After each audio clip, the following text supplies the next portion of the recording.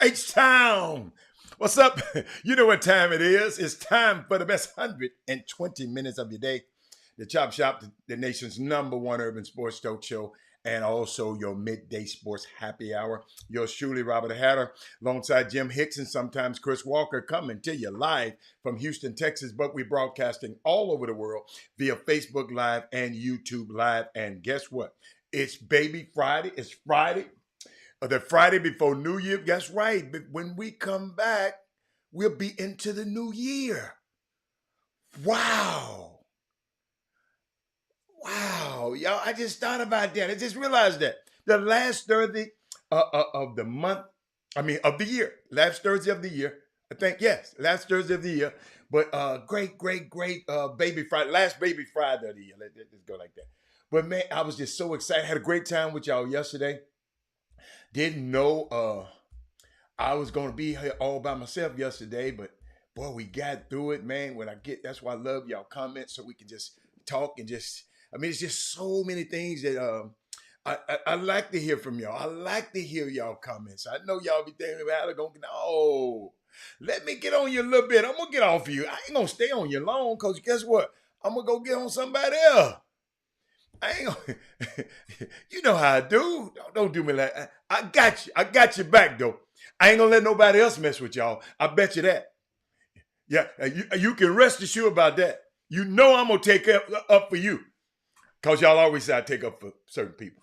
So I'm gonna do the same for you. But let me shout out to my starting five, my last starting five of the year. Wait a minute, y'all. This is getting nostalgic. This is getting a little old lang syne to me a little bit. This is the last Baby Friday of the year. The next time I see y'all, we'll be on the other side. Wow. What's up, Chris Charles? Mate Cora. These my starting five. Jeremy Davis, Daryl Anderson, Simeon Sims, and my sixth man today is Joe Lewis. But Joe, right behind you is Dale Griggs and Terrence Foley in the building. Chris Charles, you put it up there. I didn't know you put it up there, baby. I didn't even read it. I'm going up now.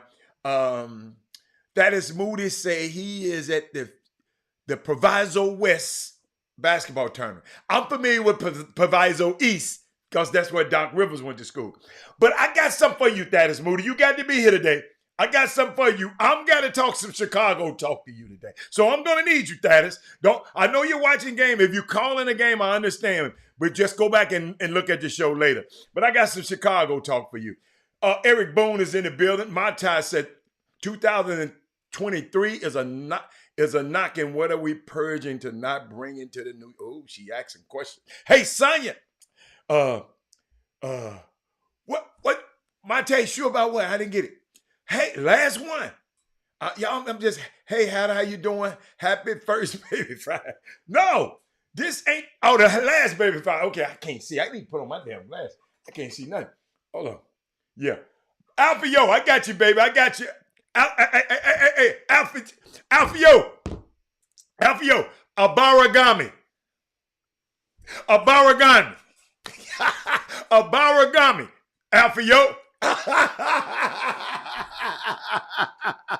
Hey, hey, is Ujima day 4 Abaragami? I found out when people say that to you, when people say that to you, you're supposed to recite one of the days, the day it is of a Kwanzaa, and the day is Ujima. Look at him. He said, I got you. See, he got me. Y'all, I'm learning. I'm an infant to this, but I'm learning. And it's talking about cooperative economics, which we talk about and try to be about every day on this show, to build and maintain our own stores, our own shops, and other businesses, and to profit from them together. This is what the Chop Shop is about, ladies and gentlemen. These principles of Kwanzaa, and I'm learning a little bit more about it. If y'all give me 1 second, don't go nowhere. I got something for y'all. Hold on, hold on, hold on, hold on, hold on, hold on. See there? See there? See there? I couldn't click out the screen because I had to sit back down. So how about that? Got that? That was good. You should not gonna let nobody mess with us like you. That's right. You're right. You're right. You're absolutely right, Mate. But let me tell you something, man. Let's see where I'm gonna go first. Got that out of the way. Hmm. Somebody sent me something today. And y'all know it make me say, That's why I used to love Arsenio Hall, because he used to always have this little segment in his show. It said, he said, what are the things that make you say, I got one today for y'all. Share the show, everybody. Let's share it. Did I share? Yeah, I shared it already. Hold up. I haven't did it on my, hold on. Hold on. I got to do it on my YouTube too. Hold on. But something was unique, man. I want to share with y'all. Somebody sent me something, and I want to know what y'all feel about it. Cause I like to know y'all be thinking I be want to know what the way y'all feel about stuff now. I'm gonna talk stuff because that's the way I am. If I was passive ass Rob up here and just let people just run over me and just say anything, y'all be talking about, man, I ain't talking, man, I'm not messing with that. I'm not messing with that dude. I'm gonna be a man. But somebody sent this to me. They said, if Southwest Airlines was black owned, they wouldn't be getting a second chance with some of y'all.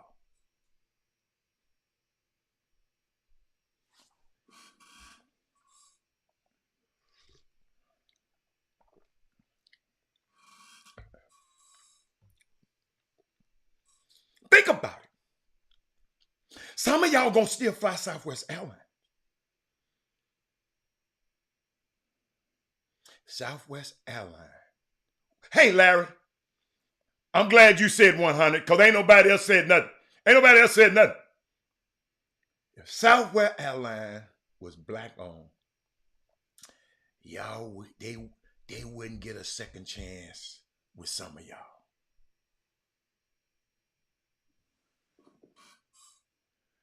I know. They wouldn't get a second chance. We got to think about that. Y'all know who I like? I was just thinking about it. I was watching him last night. He came on this show before. Y'all need to look him up. If you didn't watch the show, he came on our show before. His name Dennis Gates, the coach at Missouri. He used to be the coach at Cleveland State. Sharp young man, got a sharp wife. Sharp family. He one of the most impressive coaches I've ever had on to me that ever been on the show. He impressed me, so I always think about it. But he coached for Missouri. They beat the brakes off for Kentucky last night. Whooped them like they stole something. Now hold up. If Southwest didn't do nothing to you, then you ain't got nothing to be mad at them about. If you wasn't on one of them flights and they treated you bad, see, they ain't treat me bad. I didn't fly them. So I can't, but somebody just asked me. They just asked me that question.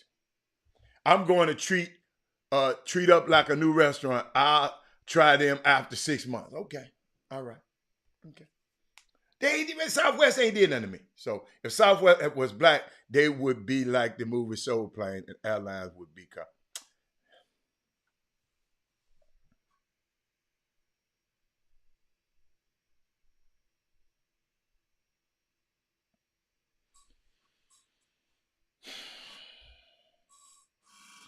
I'm gonna just let y'all see this, and then I'm not gonna even comment on it. Y'all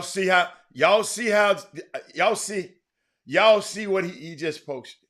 And that's a black man just posted. LOL.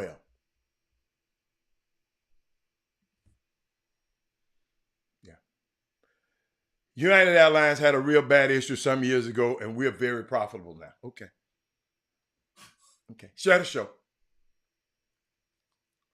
They had a real bad. What was y'all's issue years ago? Y'all ain't had no issue like this. So, Mindy, you telling me United Airlines had an issue? I've been flying these people for a long time. They had an issue that the Department of Transportation had to come in and say, let me look into y'all because y'all's ass is out of pocket. Y'all had one of these kind of issues, Mindy? That it was all over the news every day that y'all stranded passengers all over the world. There's some people stranded in Mexico right now. So, Mindy, you telling me y'all had an issue like this? And y'all profitable? Shit, when were you not profitable? I'm just asking. You know when you put something up there. But let me move on. I like that guy, Dennis Gates. Y'all check him out. Where the man was dragged off the flight by. Nah. That ain't nothing compared to this, Mindy. Oh, Mindy, what you been doing this morning? Man, this Southwest is spilling over into United. I barely got on a flight this afternoon from, of course it's going to spill into the other airlines. Darryl Barnes. That's normal. These people trying to get home. You knew this was going to happen. It ain't spilling. The airline industry. Mindy, maybe you can help me with this one. But Mindy, we ain't even thought about that no more. Mindy, this gonna go down in the history books. What happened this weekend? We ain't even talking about no multi-million-dollar settlement no more. But what I found out is, and I'm glad that whatever partnership the government controlled, I don't know who controlled it, but it's the other airlines' responsibility to help. I don't know what you call it, Sonia. So yes, everybody gonna feel other airlines are profiting off their mistake.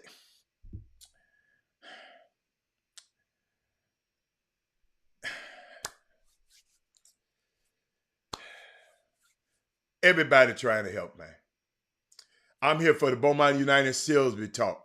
Nothing more than I don't know what the hell happened to Beaumont United and Silsbee. So you might as well, Rashad Duncan, go on by your business somewhere. I don't know nothing about it. Wait till Jimmy come. Ain't nobody sent me nothing. I don't know nothing about it. So I don't know nothing about them. So you can get nothing more, nothing less, and you can click the hell off if you want to, Rashad Duncan. Unless you gonna provide us with some information. I don't know what that's Jimmy's job. So don't come on. You don't see Jimmy on this screen. Don't come on this screen demanding. Y'all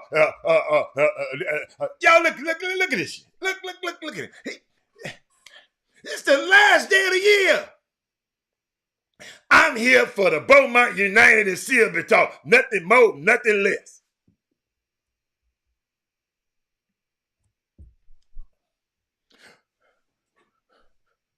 input equal output. What you want to say about Beaumont United and Silsbee? Because I don't know what neither team has done. Because ain't nobody text me no information. It ain't my job to go find it. How about that? Let's go. Let's go somewhere. Let's go somewhere. No, it's all right. It's all right. I'm just letting you know. What do you want to talk about? They showing out up there in Arkansas. What are they doing showing? Tell me what they doing in Arkansas. Oh, he got Dallas Cowboy. Oh, you right. Okay. Tell Rashad, help me help you. Tell us what's happening. What is going on? Tell me. We'll talk about it. We're gonna stop the whole show for Rashad Duncan right now. But somebody got to give me some information. Because Jimmy ain't here. Ain't nobody sent me now one text and said, this what went on. This what went on. This what went on. This what went on. I don't know nothing. I don't know. I promise you, I don't know nothing. Both playing for the championship today. All right, let's talk about that. What is going? They playing against each other? Are they in different brackets? Give me more. So they done went out of town and whooped some tail. BU blew out of prep school last night. Defeated the #1 team in all. See, now y'all get me. Ain't nobody told me this. Oh, they different brackets, okay? Ain't nobody told me nothing. Rashad, first of all, Rashad, let me thank you, because ain't nobody else called and told me nothing. I haven't even seen it on social media.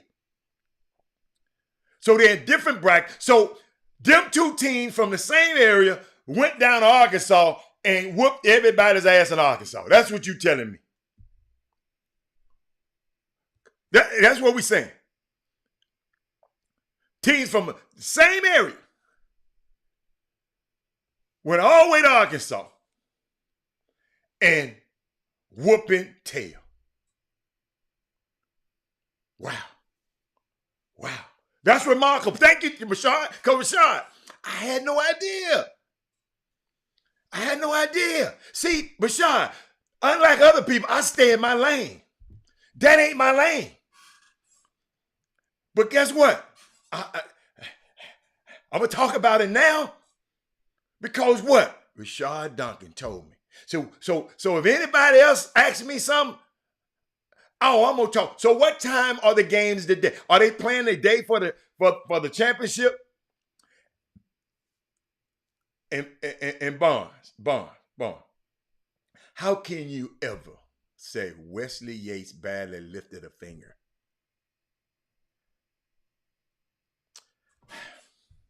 When a player like that is on the floor, his presence draws 2 to 3 people to him so other people can get off. Darryl Barnes, don't you know about basketball? You say you do. How did he not lift a finger? Wesley Yates ain't gonna step on a basketball court without lifting a finger. So when we make those I'm gonna let y'all when people make these type of statements, but this what you said. Wesley Yates barely lifted a finger. His presence out there is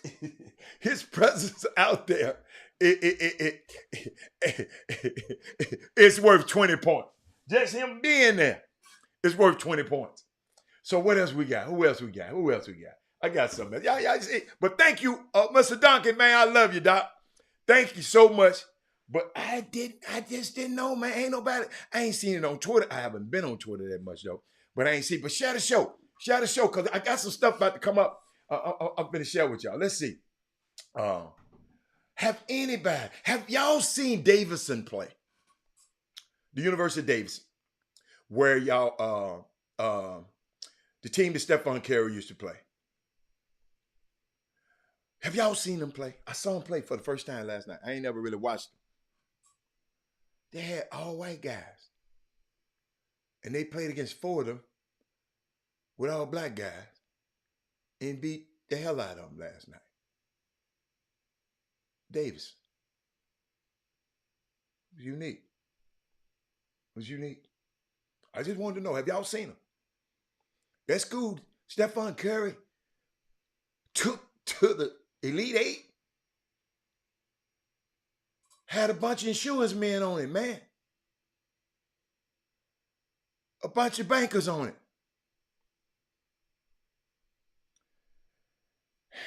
And we talking about that kid ain't that good. Oh my God. Let's see what else. What has happened to Kentucky basketball? What has happened to Kentucky basketball? Rashard, you like the Dallas Cowboys. I know you like Kentucky because you like them front runners. What has happened to Kentucky basketball? Got a great story I got to share with y'all too. Y'all need to share the show. I'm waiting on some more. Y'all need to share the show because I got a great story to tell you. Y'all know, I was just thinking about cause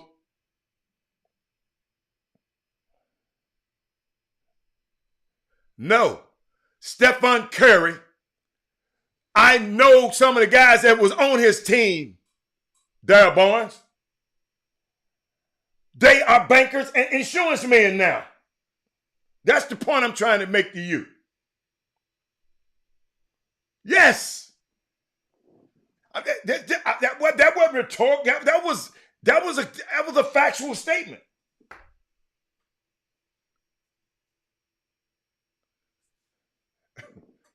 Go look at it before you run your mouth. Go see what I'm talking about. Do me a favor. I said Stephen Curry went to the Elite Eight, Darryl Barnes. Get the wax out your ears, sir.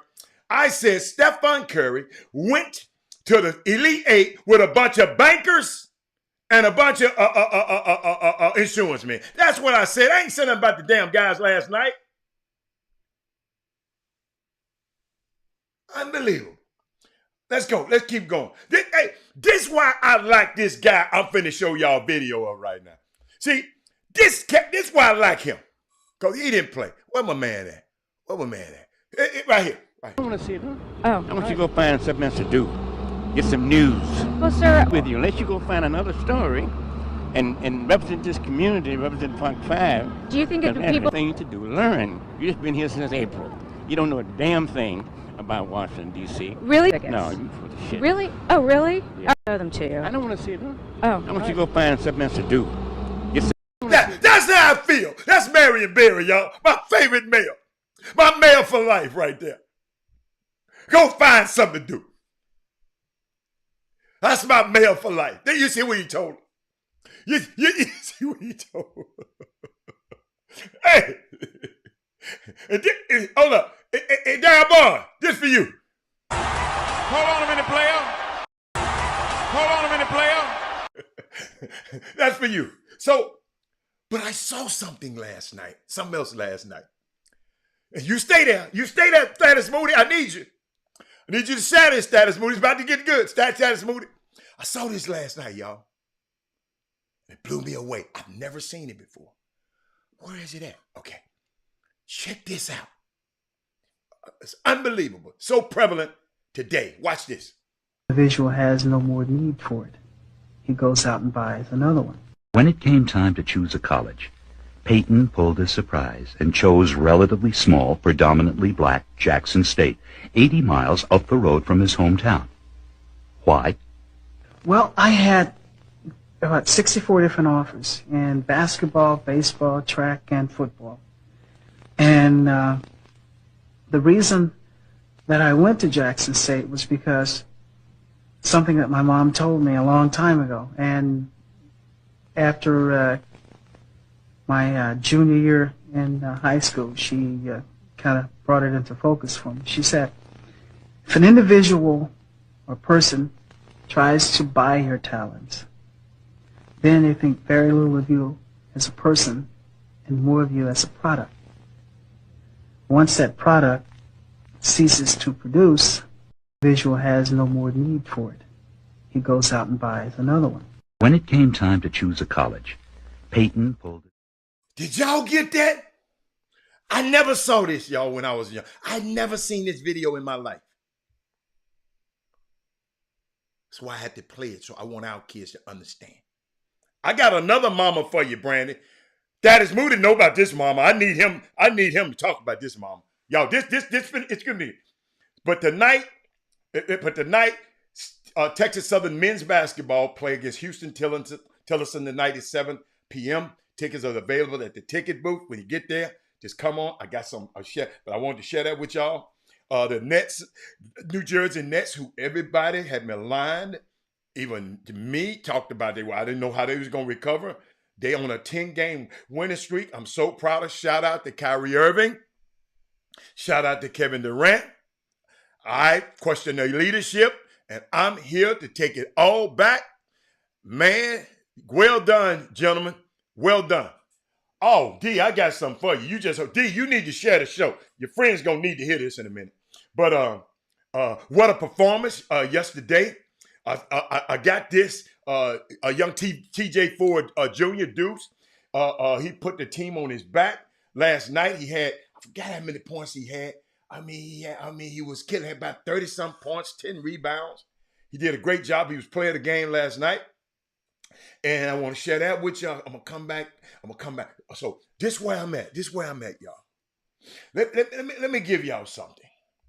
I don't know if I ever said this on this show, but my favorite basketball player ever in life, and all my friends knew it, was Isaiah Thomas. Okay? If I had to say, y'all know I got this, I love Stephen Curry, I love James Harden, but Isaiah Thomas, I used to, whatever number he wore, I wanted to wear. Whatever the moves he did, I tried to mimic. The way Isaiah Thomas, okay? Isaiah Thomas, all right?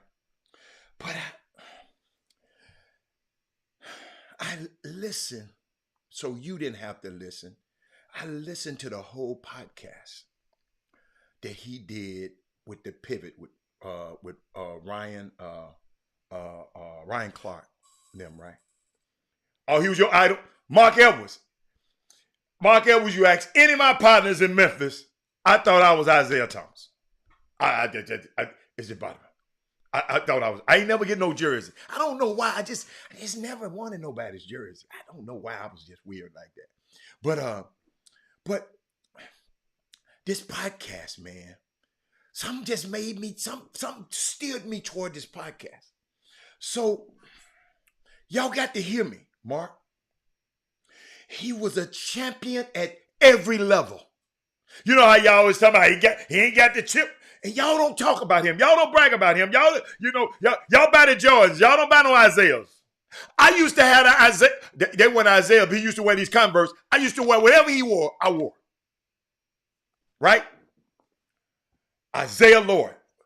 Y'all watch this. Y'all got to hear me on this one now. And he always talk about the west side of Chicago. That is Moody. What part of Chicago are you from? Because he said, I'm from the west side. Yo, this is it's unbelievable. Unbelievable story by this man. What part of, hold up. He is the only, y'all hear me? Where Rashad at? Who else? What that is Moody at? Oh, you from the south side. Okay. You from the suburbs, then. The way he was talking, y'all had food and stuff over there. He ain't have no food over here. He ain't have no food over there. There wasn't no food in their refrigerator. Hold on, Rashad. Todd Day, Greg Anthony, they around. Both of them. Todd Gay is coaching at Philander Smith College in Arkansas, and Greg Anthony's on TV every week. Rashad? Okay, hold on. Listen to this, y'all. I tried to take. Yo, hold on. Before I give you this information, a friend of mine called me this morning. Where my baby at? Where Mate? A friend of mine called me this morning. He worked in the TV industry. And he was talking to him, and I gave him some information.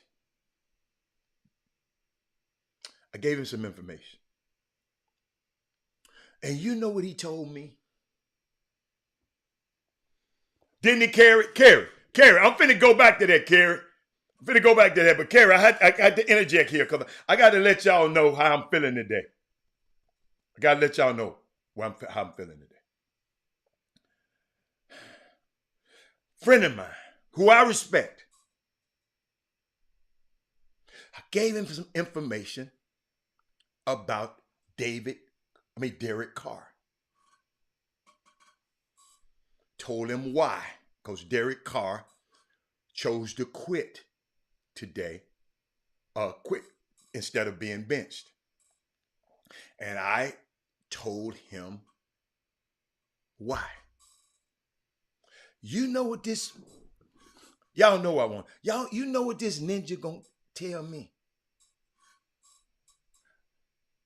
Well, why didn't Shannon Sharpe say that on his show this morning? I said, maybe he don't know.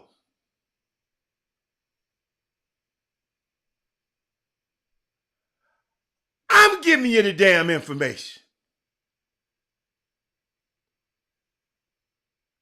Rashad,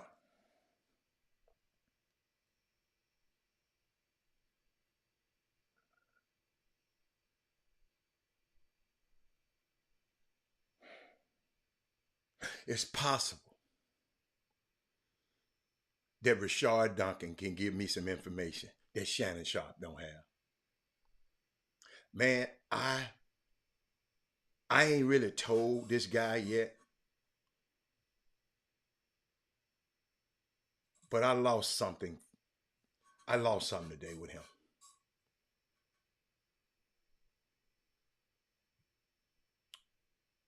Dude, this is what I've been doing for 30 damn years. I know why they cutting him. And I sent him the information why they cut him. Because I got the contract. Well, Shannon Sharpe should have had the same information. Shannon Sharpe ain't never negotiated a freaking contract. Hey, man. People get so damn familiar with you, and I ain't gonna let nobody get too familiar with me. They just think it's cause Shannon Sharpe ain't said it. It might not be true. If Stephen A. ain't said it. And I done came over time and time again and showing y'all we break news on here that them people don't know until months later. So I had to go there because I would have forgot about it, but it kind of pissed me the hell off.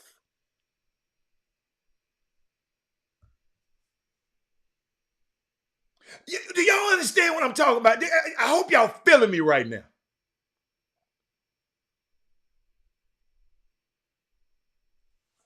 Shannon Sharpe didn't say, he didn't say that today. It's a lot of stuff that Shannon Sharpe don't know. But he can't imagine it coming from me.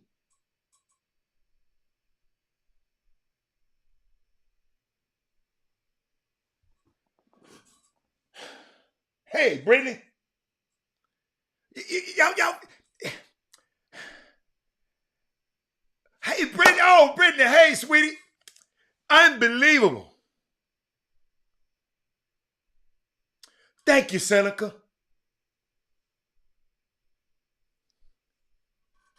Seneca, thank you.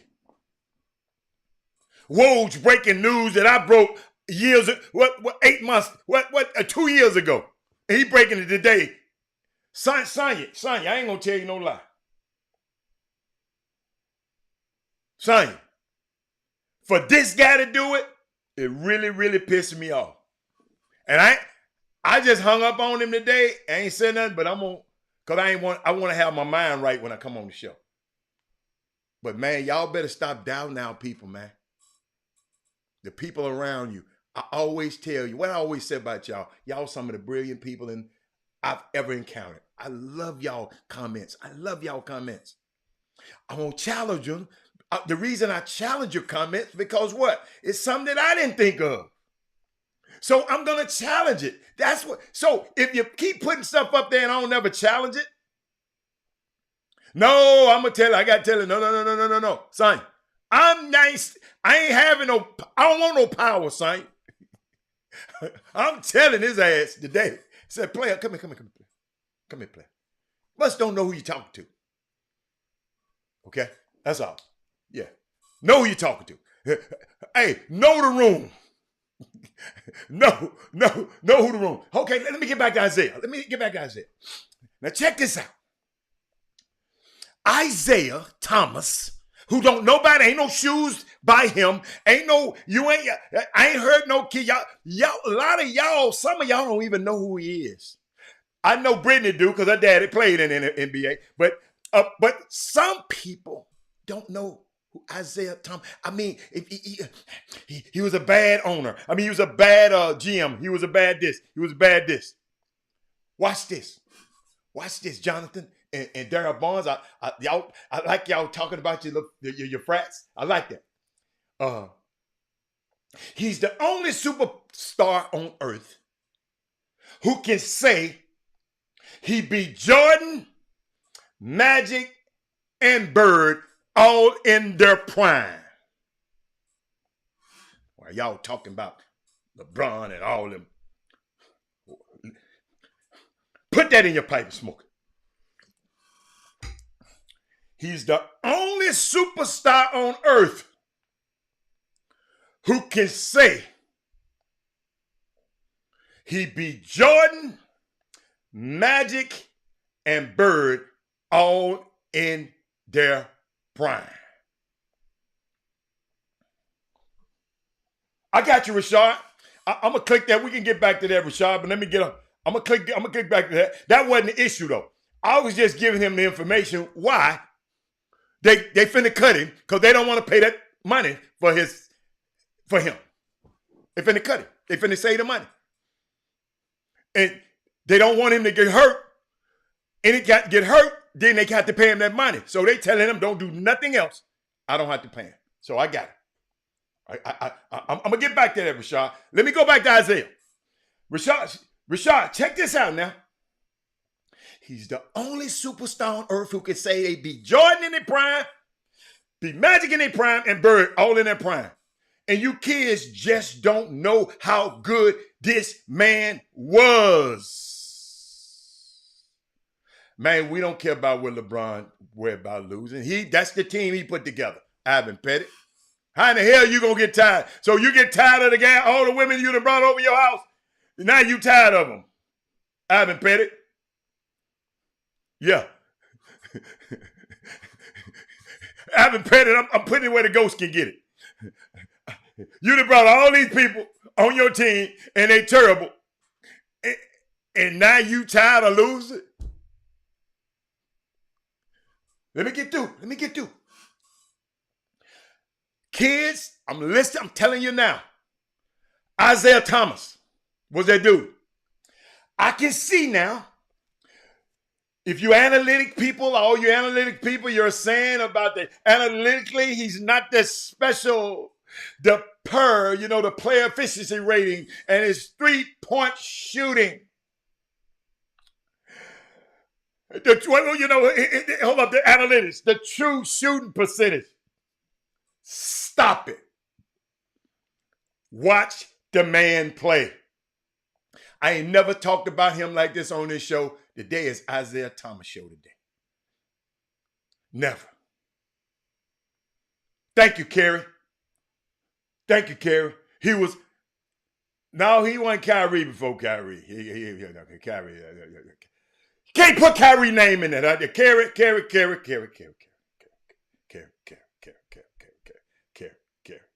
No. Kyrie played with LeBron, got his only championship. Go look who he played with.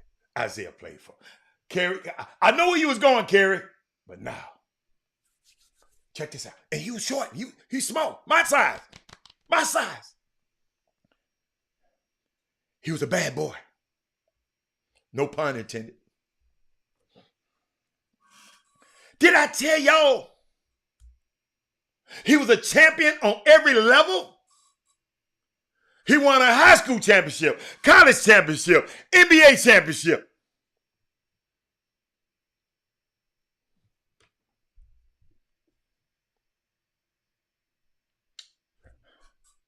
I love this show. Look, these guys going back and forth. I'm loving this. I'm loving this. Brandon. Curtis need to know about Isaiah Thomas. Brandon, yes. He won a high school champion. Thaddeus Moody on the I'm waiting on Thad to say something. But I know he over there trying to ref. But this was my hero, y'all.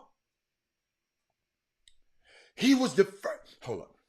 Isaiah Thomas was a winner at every level. And in, what's that? I think that 1981, he led Bobby Knights and the Indiana Hoosiers to the national championship. Then he gets in the NBA. He beats Jordan in 3 straight seasons, postseasons.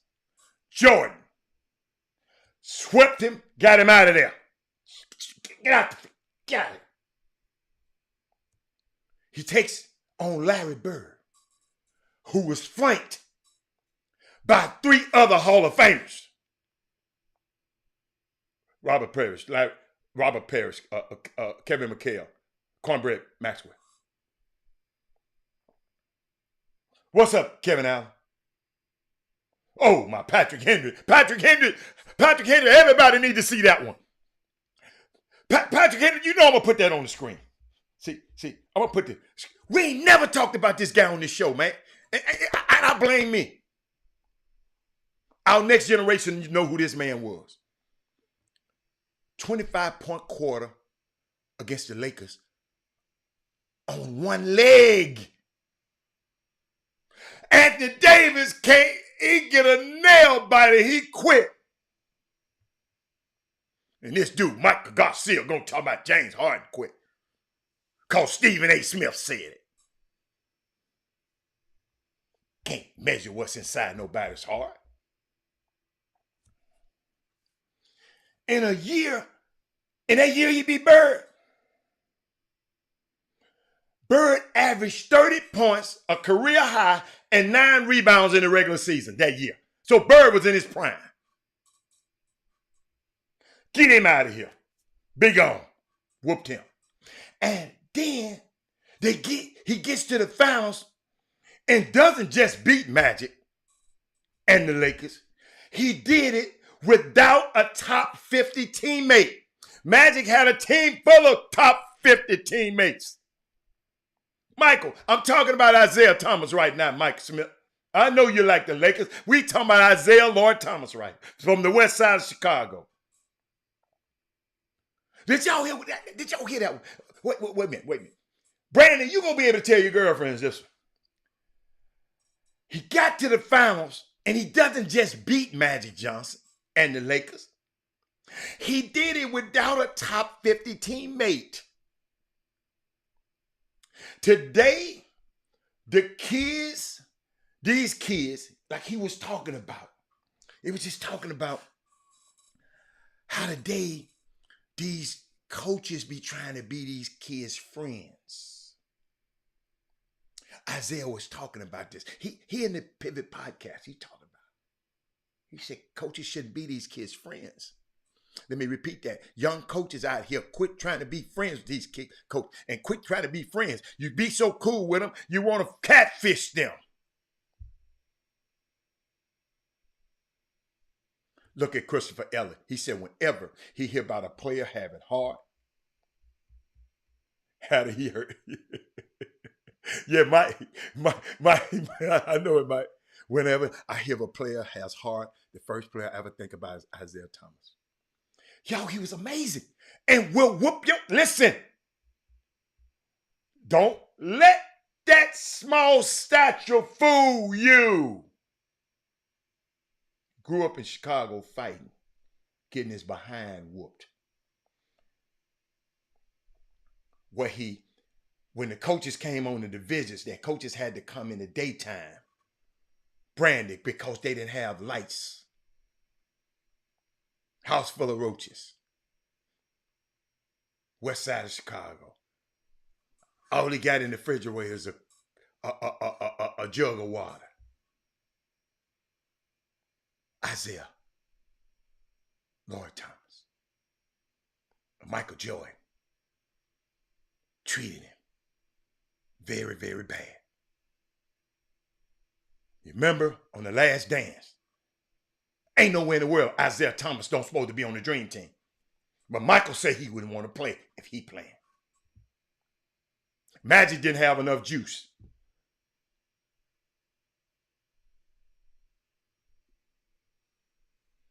Thank you, Avid Pettit.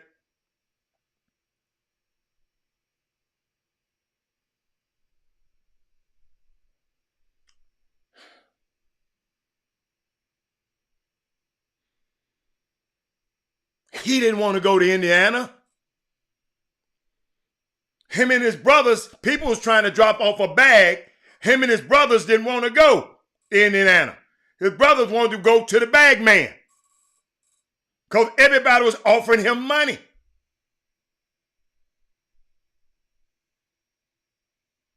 But guess what? He went to the school where his mama told him, "You going."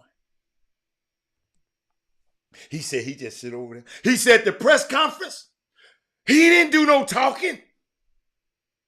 His mama did the talking. Rashad Duncan, are you listening to me, D. White? Are you listening to me, Brandy? All my mamas on here. Robert Hatter wanted to go to UCLA. I'm going to say, I don't care what they did to you out there. I ain't going to tell you all she said. I don't care what they did to you out there on that trip. Get your ass back on that plane. You going to Memphis.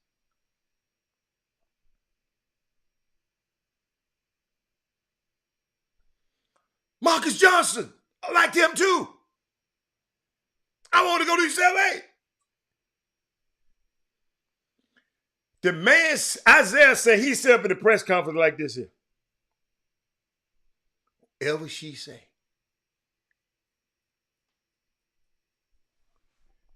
He said he didn't take money from other colleges. The man came in there with the 50,000. Said it's 50,000. Him and the brother over there, D. White, him and the brothers over there said, they looked in there, they said they didn't know what 50,000 looked like there, but it looked like they lights one on, D. White. Brandy, their lights went on. The man came in there with the bag. And the mama closed that bag up.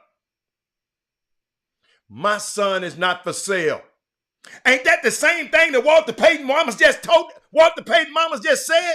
I played that for y'all for a reason. Some of y'all just got on the show. But I just played this, and I'm going to play it again because I need to play it. I just got to play it. Watch this. The visual has no more need for it. He goes out and buys another one. When it came time to choose a college, Peyton pulled a surprise and chose relatively small, predominantly black Jackson State, 80 miles up the road from his hometown. Why? Well, I had about 64 different offers in basketball, baseball, track, and football. And the reason that I went to Jackson State was because something that my mom told me a long time ago. And after my junior year in high school, she kind of brought it into focus for me. She said, if an individual or person tries to buy your talents, then they think very little of you as a person and more of you as a product. Once that product ceases to produce, the visual has no more need for it. Y'all see that? Did y'all hear that? Hall of Fame mama. Mama got a Hall of Fame son. The other mama got a Hall of Fame son. You know we trying to go wherever right now is what? Wherever the NIL deal. They ain't thinking about how do they fit into these people's scheme. We just going where the money. And then when Deion said, don't focus on the NIL, you better focus on the NFL. Then people like Chris Walker, well, you can't say that.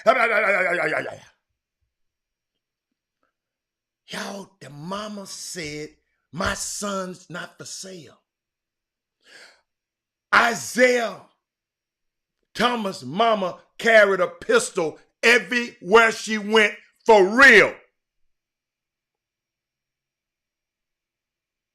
She's told her son.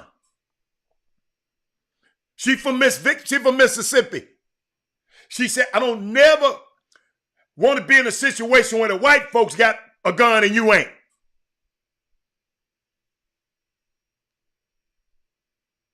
And his auntie carried a switchblade. Mama carried a switchblade and a gun to the games. You know, they wasn't checking you for firearms then. She couldn't get in no game now.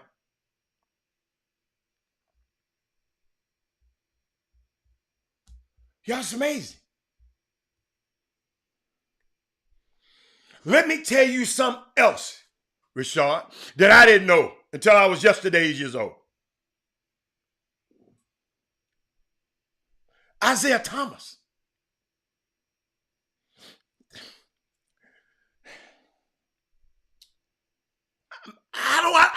I'm mad because I don't know about this, Eric Boone.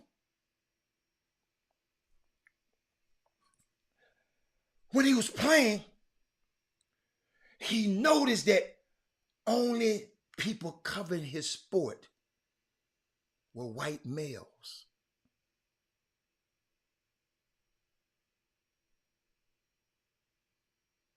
Yep, look, boy, Mark Edwards. Hey, Mark Edwards. I need Mark Edwards and I need Thaddeus Moody because they understand this right here. Y'all can look at him. Mama faced off against the gang dudes too. Yes, sir.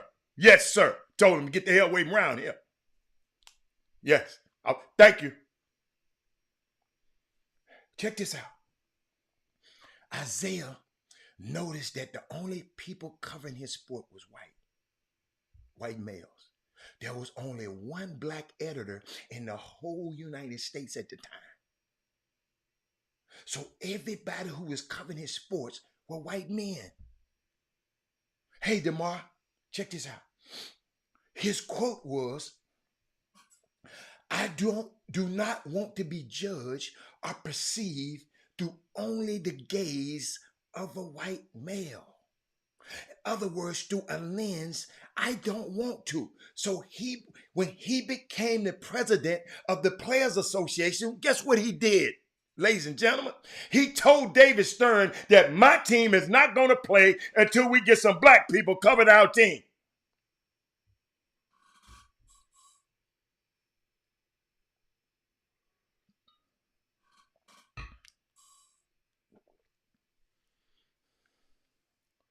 That's right. Isaiah, they call him Junior. You're right. They call him Junior. Isaiah Thomas, they call him Junior. Did y'all hear what I just said? When he became the president of the Players Association, he told David Stern, we not going to play. See, today we call that diversity. I didn't know this either, D. That's why I'm sharing it with y'all. This history. Isaiah Thomas is a bad dude, man. And we've been talking about these other clowns. Watch this. To this day in Detroit, if you go back and look at the Detroit Pistons teams, they were the first team that had 2 African Americans on the beat. Somebody find out who are the beat writers for the Houston Rockets. Who are the beat writers for the Houston Rockets? Somebody find that out for me right now. I ain't got my Googlers on the phone. I don't know where Freight and them at. Somebody find out for me. DeMar. Check this out, DeMar. Because he demanded it. They didn't give it to him. We sit back here and just, well, it's just going to happen. We got to take it.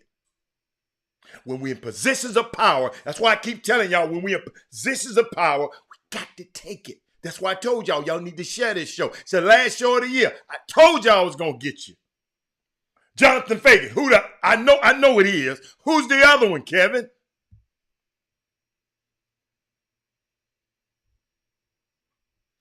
Check this out.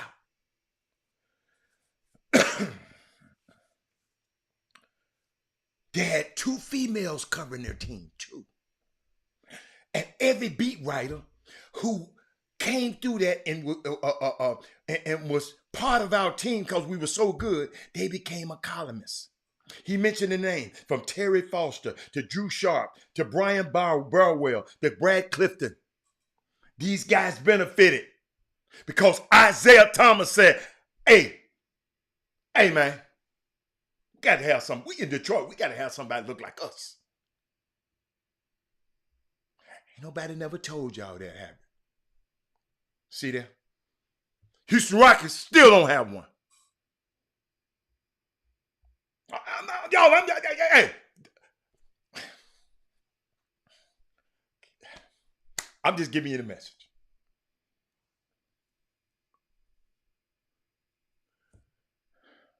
The Pistons now in Detroit, I think they still have 2 black beat writers covering the team.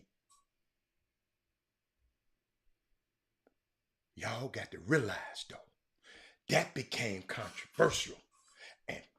And Isaiah became controversial. And a lot of other white writers didn't like him for that.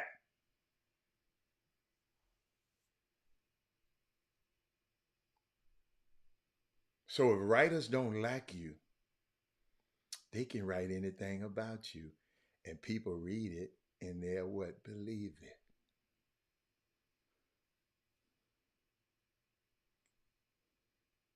The first time Bill Laimbeer was ever called a thug in his life was when he played with the Detroit Pistons. Think about that. The labels that they are putting on that team. And they were pushing back. The team was pushing back against those labels and calling them out. And guess what? They became what? Controversial. I ain't no thug. Yeah, you're the thug. I ain't no thug. We're not thugs. We're not this. We do this. We do this in the community. We do. You're a thug. I got the pen. I can write what I want. You're that. Them thugs. Give you something else. DeMar, give you something else. I don't know if you know it already. Let me give you something else I found out. When Nelson Mandela got out of prison in 1990, the first city he visited was Detroit. And the first team he ever took a picture was the Detroit Pistons with Isaiah Thomas, John Salley, and them. The first team he ever took a picture with. And that spoke volumes to the league. Because that man knew what the hell was going on over here. Calling them thugs, bad boys and thugs. Because they had been pushing back on this whole black men thug thing. That the way that they talked about us in their narratives.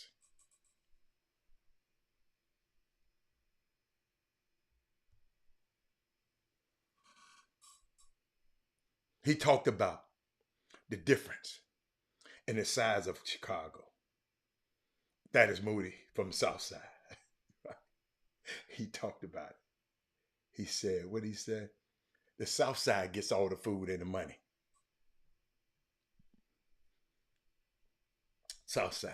West Side. Terrible.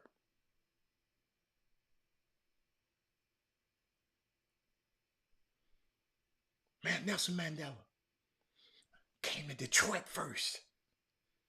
He wanted to meet Isaiah because he heard about the controversy. Can't make this up, y'all. On the recruiting visit, Bobby Knight's brother asked Isaiah Thomas' brother asked Bobby Knight, man, I'm concerned about the Klan presence in Indiana. And who was going to look out for my brother? Bobby Knight said, well, if we winning, they going to look out for him. Isaiah said, I was cool with it. But his brother wanted to fight Bobby Knight. Brother didn't like the answer. The brother got up and they had squared off. And Bobby Knight said, we can take this stuff outside. They said he took off his jacket, started pulling up his coat. And the mama, everybody was saying, no, no, no, no, no, no. But the mama looked over there and said, oh, I like that white boy. I like him. He come in the west side of Chicago in this house and ain't taking no stuff off my son's brothers. My sons. Isaiah ain't said nothing.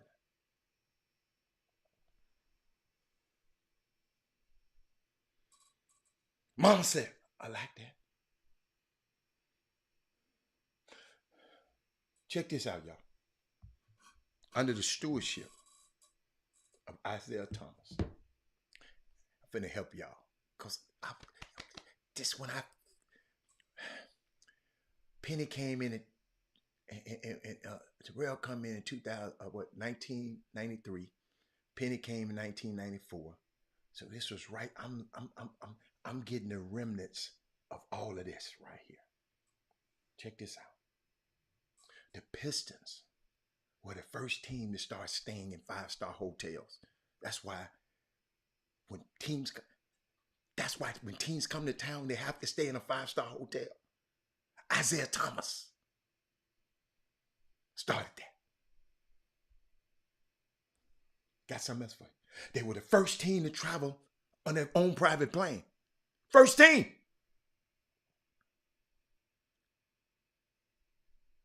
They upgraded all the standards of the league across the board. You know, when I tell that story, I got a story I tell y'all. Sometime I said, Larry Bird and Magic Johnson. Yeah, it was private, not in charter. Private. It was private. Davidson owned that plane. And boy, when Penny came to Orlando Magic, they had the Magic Carpet Ride, private jet. Rod Wells, stop it.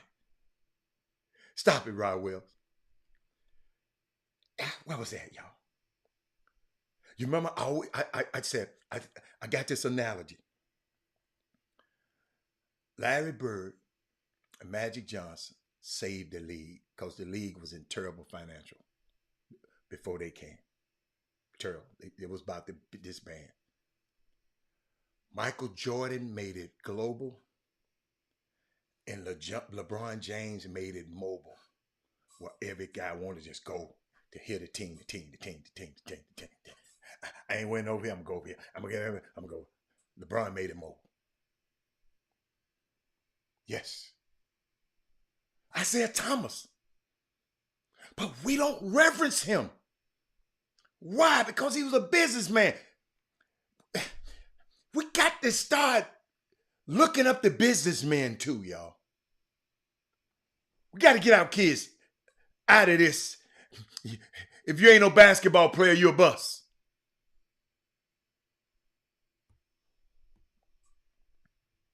I know I'd rather my son be doing what he's doing than playing in the G League for $40,000, $35,000 a year. Not happening. Got a $500,000 education. What the hell you gonna go and play for $50,000? The hell out of here. It's not good business. Check this out. What was that? Yes, the Lakers saved the league, but I'm gonna give you some stuff. The league took off when the Pistons showed up. And I looked it up because I know y'all gonna be looking it up. Y'all, they used to play in that big dome. What's the Ford big? What's the name of that damn the Ford stadium? But the big dome, the Silver Dome. It used to play in the Silverdome. They were putting 50,000 people in the stands. And people were saying, well, that's why y'all got 50,000 people, because y'all playing the Dome. But it's still 50,000 people watching to play basketball. The Silverdome. Beat you to it, kid. I looked this up. I know y'all gonna go Google it. The highest rated games in the 80s. The highest rated games in the 80s were the Pistons against the Lakers, the Pistons against the Celtics, and the Pistons against the Bulls. These are the highest rated games in the 80s, and all of them have one thing in common. D. White, the Detroit Pistons.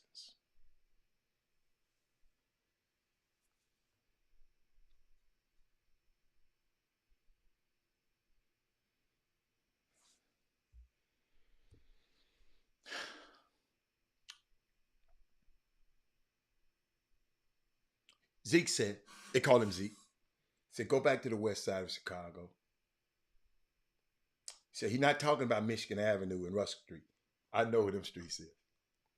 He said, this is what hurts him about Michael Jordan, talking crazy about him, calling him an asshole. He said, how can a dude that's an asshole throughout the whole damn show call me an asshole? He was an asshole to everybody. Watch this. To the people who didn't watch the show.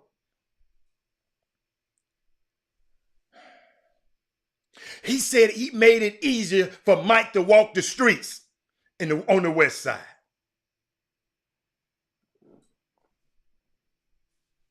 I noticed Mike and nobody in his camp has said anything against it, because I called the dudes in Chicago and they told me this was true.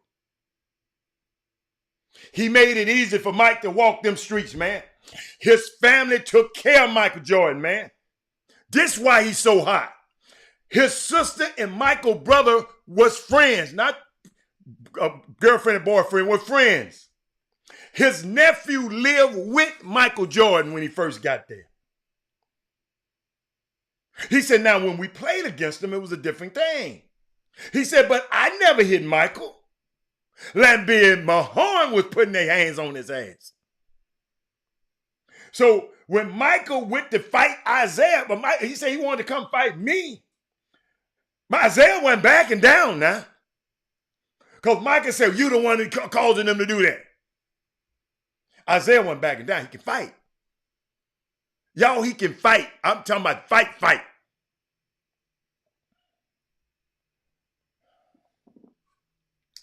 Isaiah said something, and I thought about this, y'all, and I laughed about it.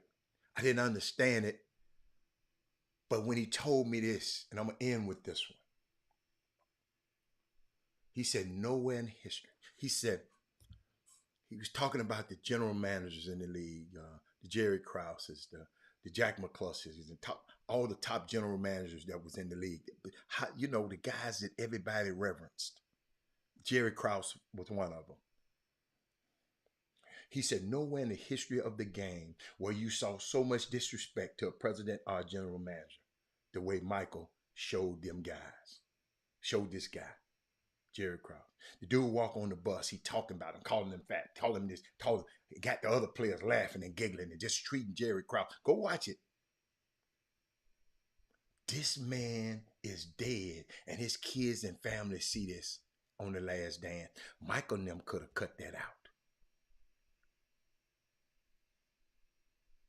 In the basketball world, y'all, because y'all always talking about rings, you got to get a ring. Jerry Krause won 6 championships and put that team together.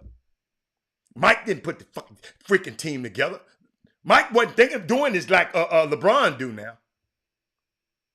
But you make fun of this man. Talk about him every time. Look at him, look nasty. Got stains on his tie.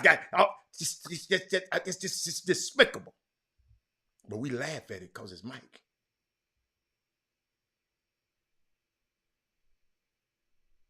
Then he said, if we so bad, why you want some of our players over there? Why you come and get a Rodman and all them guys to come on your team?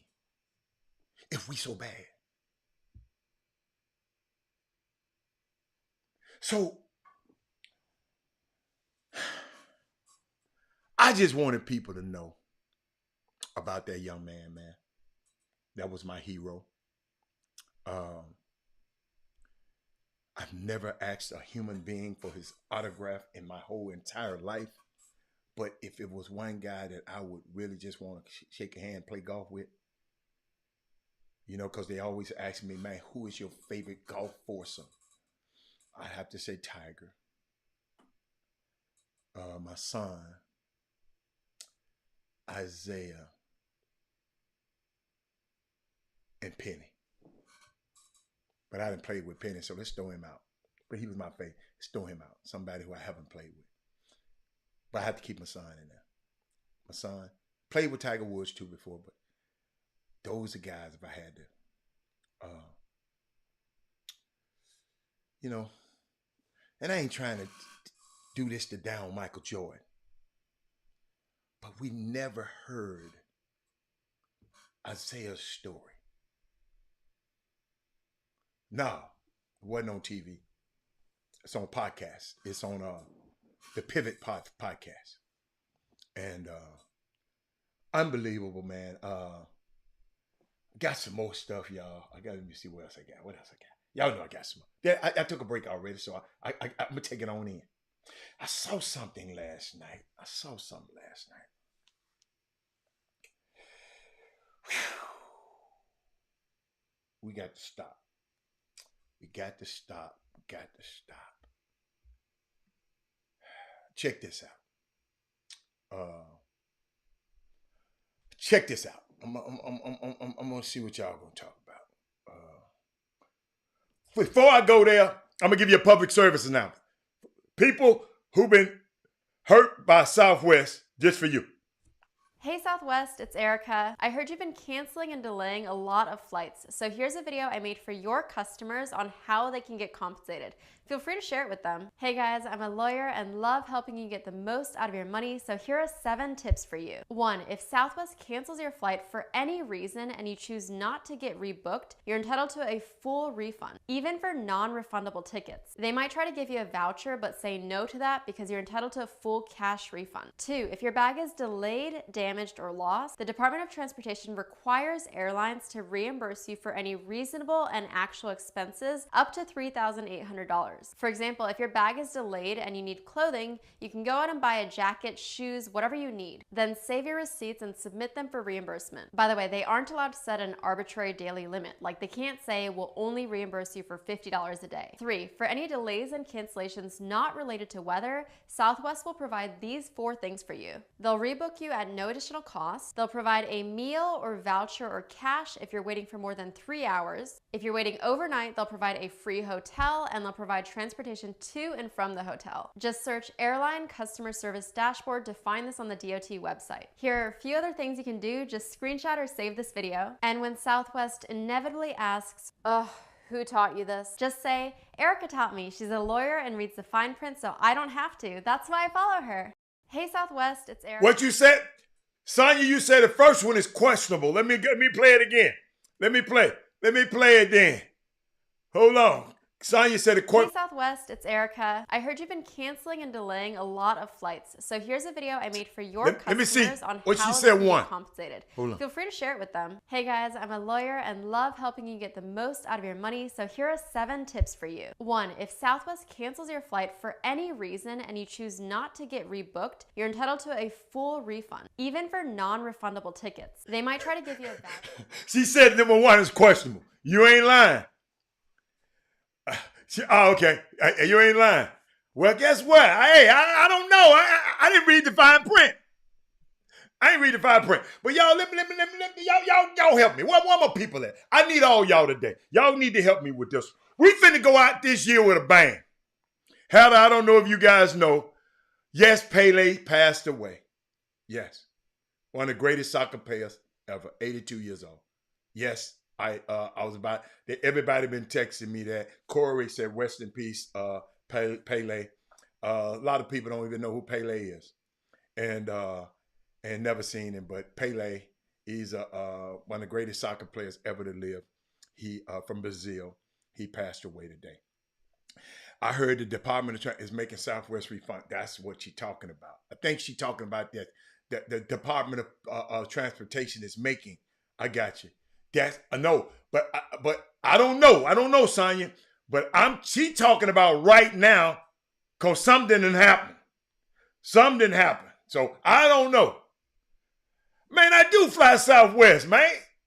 I just get that first. I upgrade to get that first seat so I can get in there and get that seat on the left hand side. So if y'all flying on the flight with me, I want that seat that ain't no seat in front of. Don't you hop your ass on there and run back to that seat. I'm just telling you. Don't leave that seat alone. As Robert Hatterson, I'll sit on the right hand side, but I like the one on the left. The left that I always looked at that corner. And ticket had to be booked through Southwest directly. Okay. Well, we got the airline police on here, y'all. Hit the airline police right here, y'all. There go one. There go two. I love them two. Them two. That we got some more. We ain't gonna listen to you. We ain't gonna listen. Well, I guess Corey won't be the airline police. I put all of them up there. See, I put them up there. Yeah, they the airline police there. Y'all better listen to them. Hey, hey, I gotta go see my grandbaby in a couple soon now. Y'all get this stuff right. But I ain't flying. I'm flying United. But hold up. We were somewhere. Well, I talked about something. Okay, all right. I told y'all I need y'all. I need some friends. I need some help. Hey, I need some help today. Just trying to keep. I know it, Mindy. You the police. Mindy, you the police on everything. What my girl? Is Dale on here, man? Dale. Y'all better not let. Hold up. Let me go here before I go there. Dale. Tonight, Dale. Y'all gonna play the Titans tonight. Dallas. On Prime. Right? They agree. The quarterback that's going to play for them tonight, for the Titans, was on the practice squad. They got off the practice squad for the Detroit Lions. He went on the active roster. Josh Dobbs. That's who y'all playing tonight. I sound like Bubba Dub did. That's who y'all playing tonight. Kevin said, who are y'all top point guards of all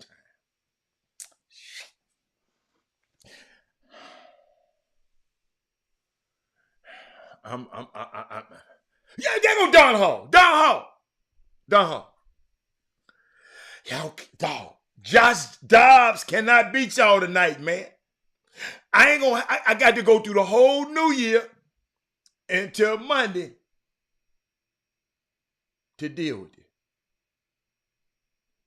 He said, Josh been waiting. Man, y'all can't lose, man. I'm just telling you.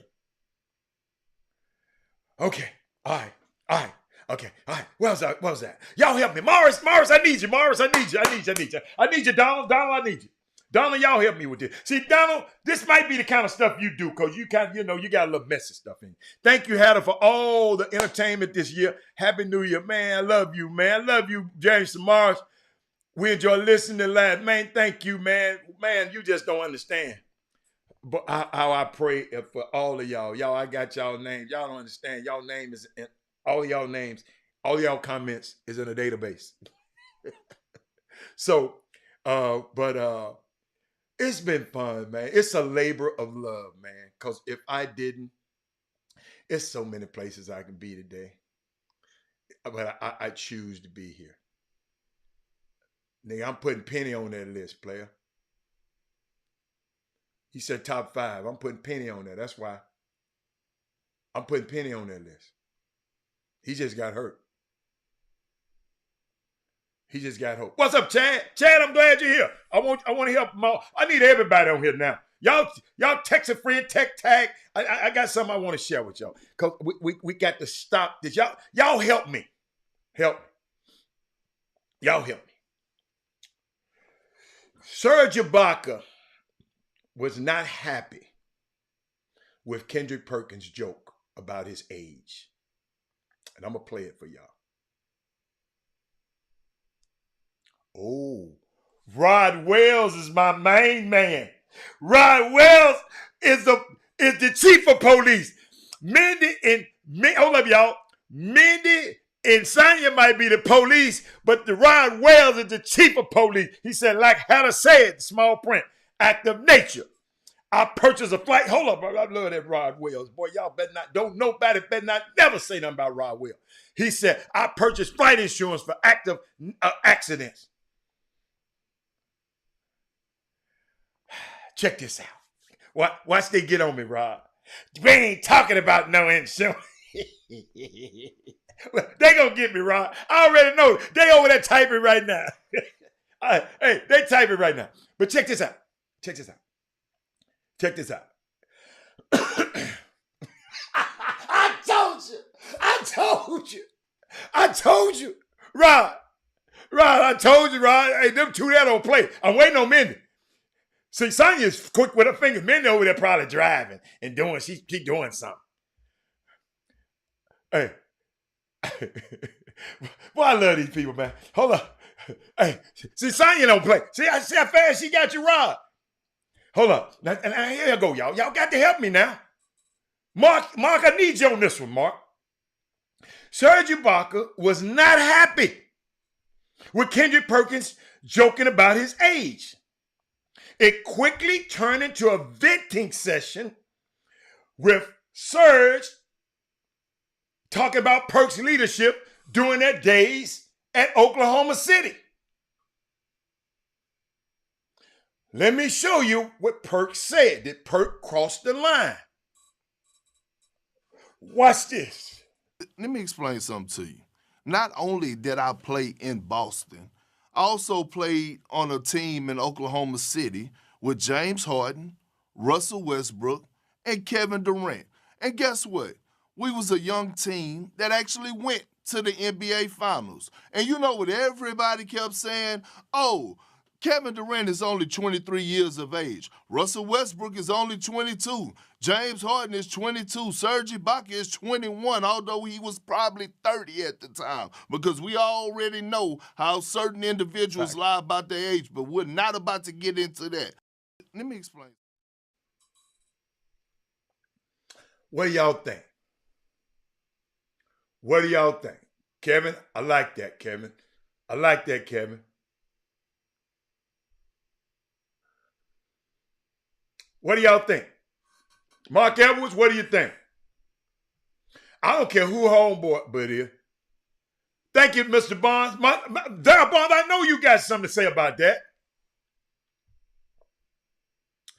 What do y'all think? Did Perk cross the line? Let me tell you what Ibaka said. I'm waiting on y'all comments. Ibaka, he said, hey, Kendrick Perkins, and added him. I count my blessings every day, and I don't usually react to comments about me. But it's disappointing to hear someone I shared a locker room with spreading misinformation to be relevant and get views on TV and social media.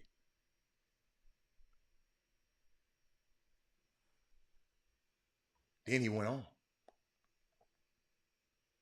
Let me turn it sideways so I can see. I had to put my glasses on. I use a lot. Yeah, I've used Alliance too for insurance on flights and cruises. I use them too. What's your comment, Rod Wells? Was Kendrick Perkins? Did everybody heard it?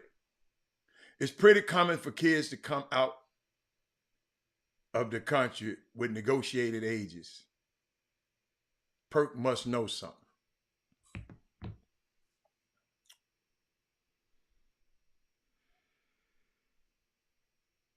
Okay. So you defending Pert. Put your Fred Samples on. Let me see. Okay. He said, check this out. You can talk about my game if I don't play well. I will never have a problem with that. But to talk extra for no reason is really not acceptable. It is disrespectful to me, and I feel like it is disrespectful to many Africans who have to live with that unfounded accusations like Mark Edwards said. Thank you, Mr. Haggerty. If I was 30 in OKC, I guess I'm 45 now. The truth is I never lied about my age, and I work extremely hard every day without cheating, and I have never been suspended. Everyone in the league know that. You cheated and didn't respect the game. Although I am disappointed, I am not surprised to see these actions from someone who got his job by breaking the locker room code and by spreading lies about two of his former teammates and brothers, KD and Russ. When KD had a bad game, you criticized him behind his back. And when Russ had a bad game, then you criticized him. You were not a locker room leader. And then you continue doing the same thing in the media.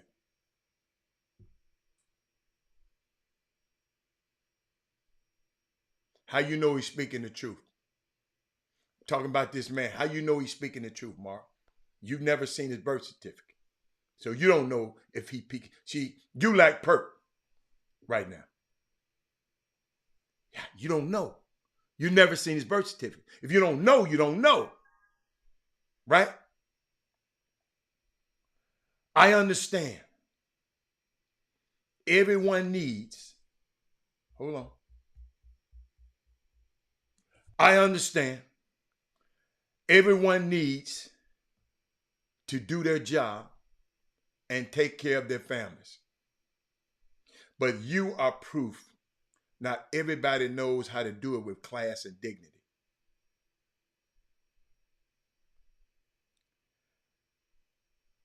I have more to say about you, but I am not the kind of person. But this time, you went too far.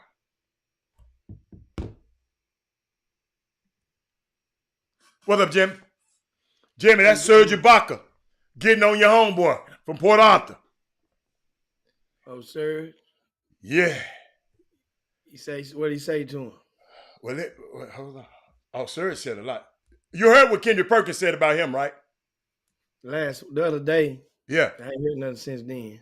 What he said? Talking about he too old? Talking about he about 30 years old? No, something about the locker room. And I would No, here you go. I got it for you. Watch this. Let me explain something to you. Not only did I play in Boston, I also played on a team in Oklahoma City with James Harden, Russell Westbrook, and Kevin Durant. And guess what? We was a young team that actually went to the NBA Finals. And you know what everybody kept saying? Oh, Kevin Durant is only 23 years of age. Russell Westbrook is only 22. James Harden is 22. Serge Ibaka is 21, although he was probably 30 at the time, because we already know how certain individuals lie about their age, but we're not about to get into that. Let me explain something to you. Serge didn't like that, man. Serge intellectually just tore a new one. And dude, and left and said, I got some more to say, bruh. But I'm going to let your ass make it right now. Wow. Jimmy, that man had tweet after tweet after tweet. I mean, it's crazy. And hold up. I mean, it was crazy. It was crazy. I mean, racial comment. Who said something about racial? What? What you talking about, Kevin? For the record, anything shared in the locker room should not be aired. What was a racial insinuation because he stopped right at the chalk. KP said he said certain individuals. Remember, he says certain individuals. He didn't say certain groups of But people. how could they be racial? Both of them black. No, it's insinuated. No, I'm talking about in amateur basketball, there's been proof that a nice collection of international players and from Africa or the Bahamas their ages have been fabricated or changed. And that part there, not saying everybody, not saying all, but a collection of them. And so a lot of times coming up through those amateur ranks, you see those How was guys. it racial? Where did racial part come? Well, it's racial, not racist, in regard to you're targeting, and you almost stepped on that chalk of just bundling. But they are the same race. We understand. He's talking about. We understand the insinuation. If you don't know, I'm just giving you, because some people don't realize. Y'all over here that think y'all Americans, everybody is really black from the same race. So I'm trying to see what Kevin meant by racial. I didn't understand that. I just don't understand that. And you didn't explain it. I'm trying to see what a racial part. And I was really talking to Kevin. I wasn't talking to you because you didn't say it. Well, in regard to untechnical, you being technical on it, we understand what he meant. I don't understand what he meant. I'm going to say it again. Take the race thing out of it. We know what he meant. Hold up. That's what I'm talking about. I'm saying you saying on Kevin Allen. Why the hell you going to tell me to take the point off? You talking about Kevin Allen. But that's who I'm talking about, who brought it up. I wasn't talking to you. I understand exactly what he could mean. And you're harping on it, man. That's not racial. Y'all both the same race. We understand. I understand what he. Excuse me. I'm supposed to do that because I know what the hell I'm talking about. But then at the same time, if you've been around Kevin Allen multiple hours, this ain't got nothing to do with him. He made a comment. Excuse me. You're making him seem like he doesn't know what the hell he made a comment on the feed. So what the hell are you talking about? He made a comment on the feed. Okay, but if you know the intellect of Kevin Allen. Once again, it's different if you're somebody. I don't care nothing about the intellect of Kevin Allen. You know you know what he means. You know what he possibly means, and he got validated by saying thanks, Jimmy. So that means what I thought. Dumb and Dumber. That's what it sounded like to me. No, that's not. Oh man, you sitting there. Just because he agreed with Jack. Alan, Jimmy. What was racial about it? There we go again. God damn. I just asked you. No, excuse me. Kevin Allen, what was racial about it? No, forget about it. I ain't worried about you. Nothing. Kevin Allen. At the same time, Kevin Allen, what was racial about it? That's all I'm asking. Kevin Allen. I'm actually Kevin Allen, not Mr. Know-It-All. Kevin Allen, what is racial about what is racial about what the guy said? That's all I'm trying to figure out. You just wasted 4 minutes. I ain't wasted nothing. I've been here since goddamn it 12 o'clock. I ain't wasted nothing. That's your okay problem. Then, so I ain't wasting no time. I'm good. But you do have a problem with. I'm good. All I'm saying is Kevin Allen. Just the last show of the year. Think about this. You just sit there and call the man dumb. And want him to now you want him to dialogue with you. I said Dumb and Dumber. I ain't calling nobody dumb. I ain't calling nobody dumb. Or you called him dumber. I didn't say dumb. One or the other. No. You just called him one. I said this ain't about me. This ain't about me. You just said dumb and dumber. So that means you called him dumb or you called him dumber. You're wasting my time. You're wasting my time because I'm not calling him that. You just said last show of the year.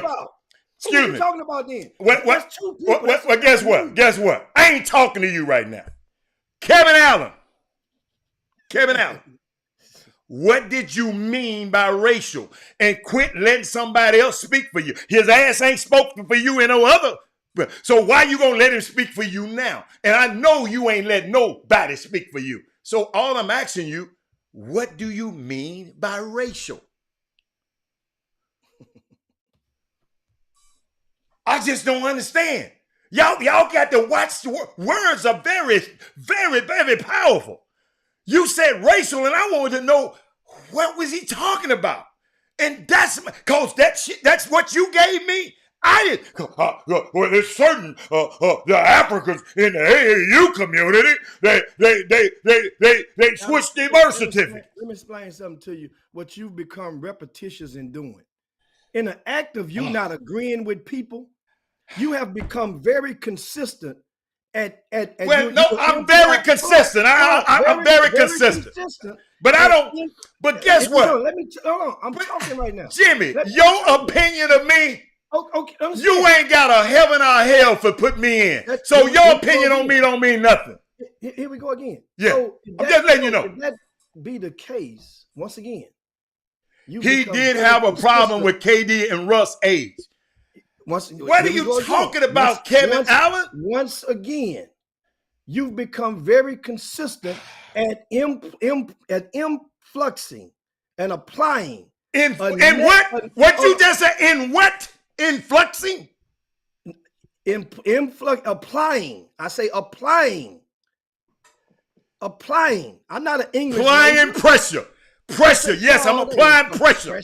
You imply whenever you. All I ask you to do is explain it. Somebody don't agree with you, you apply a negative description or name or pronoun. Excuse me, or an adjective. Sir, on that person. he didn't disagree with me. He made a point, and I'm gonna be on here and I'm gonna address the point that happened on the screen. You have a problem. The problem is you. Because all you had to do is let Kevin answer his own statement. Once again. He said they were 21 years old and 23 years old, and Serge was. And Kevin, my question to you, not to him. How was that racial? Thank you. I didn't understand what he meant. And I'm supposed to sit up here and just say, I'm like, hey, son, I'm not that dude. So once again, I'm not that dude. Once again, I just said about the applying of negative names on people when they don't agree with you.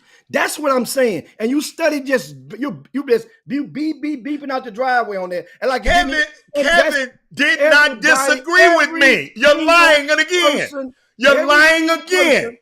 Kevin did not disagree with me. I ain't caring about what your little friends be saying. I said consistently. I'm going consistent. I am very consistent. Okay, so that's the point I just said. Okay.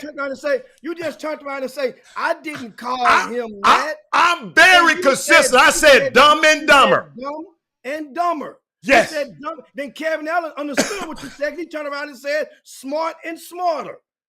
I didn't get mad at him. You didn't put it on the screen. Hey, I didn't mind that. Exactly excuse me. What you said with that. Excuse me. I didn't get mad at that. He said smart and smarter. Wait a minute. Whoa. Who was the comment to? If he said smart, wasn't it to me? That was a response. To me, right? So what the hell are you talking about it for? That was a rebuttal. So your dumb and what dumber. What you talking about it for? So I mean, when grown folks talking, you just be quiet and let us finish talking. You acknowledging that the dumb and dumber was. Why is Serge's age in question? Maybe because he's from a different country. Kevin, now I understand that. Had nothing to do with race. That's the point I tried. You just can't stand for me to have a great point. And I understand you. Jimmy, it's okay. You got a history of it. It's okay. Now, Kevin was so smart to come up here. Look what he did. This is what he did. Why is Serge's age in question? Maybe because he's from a different country.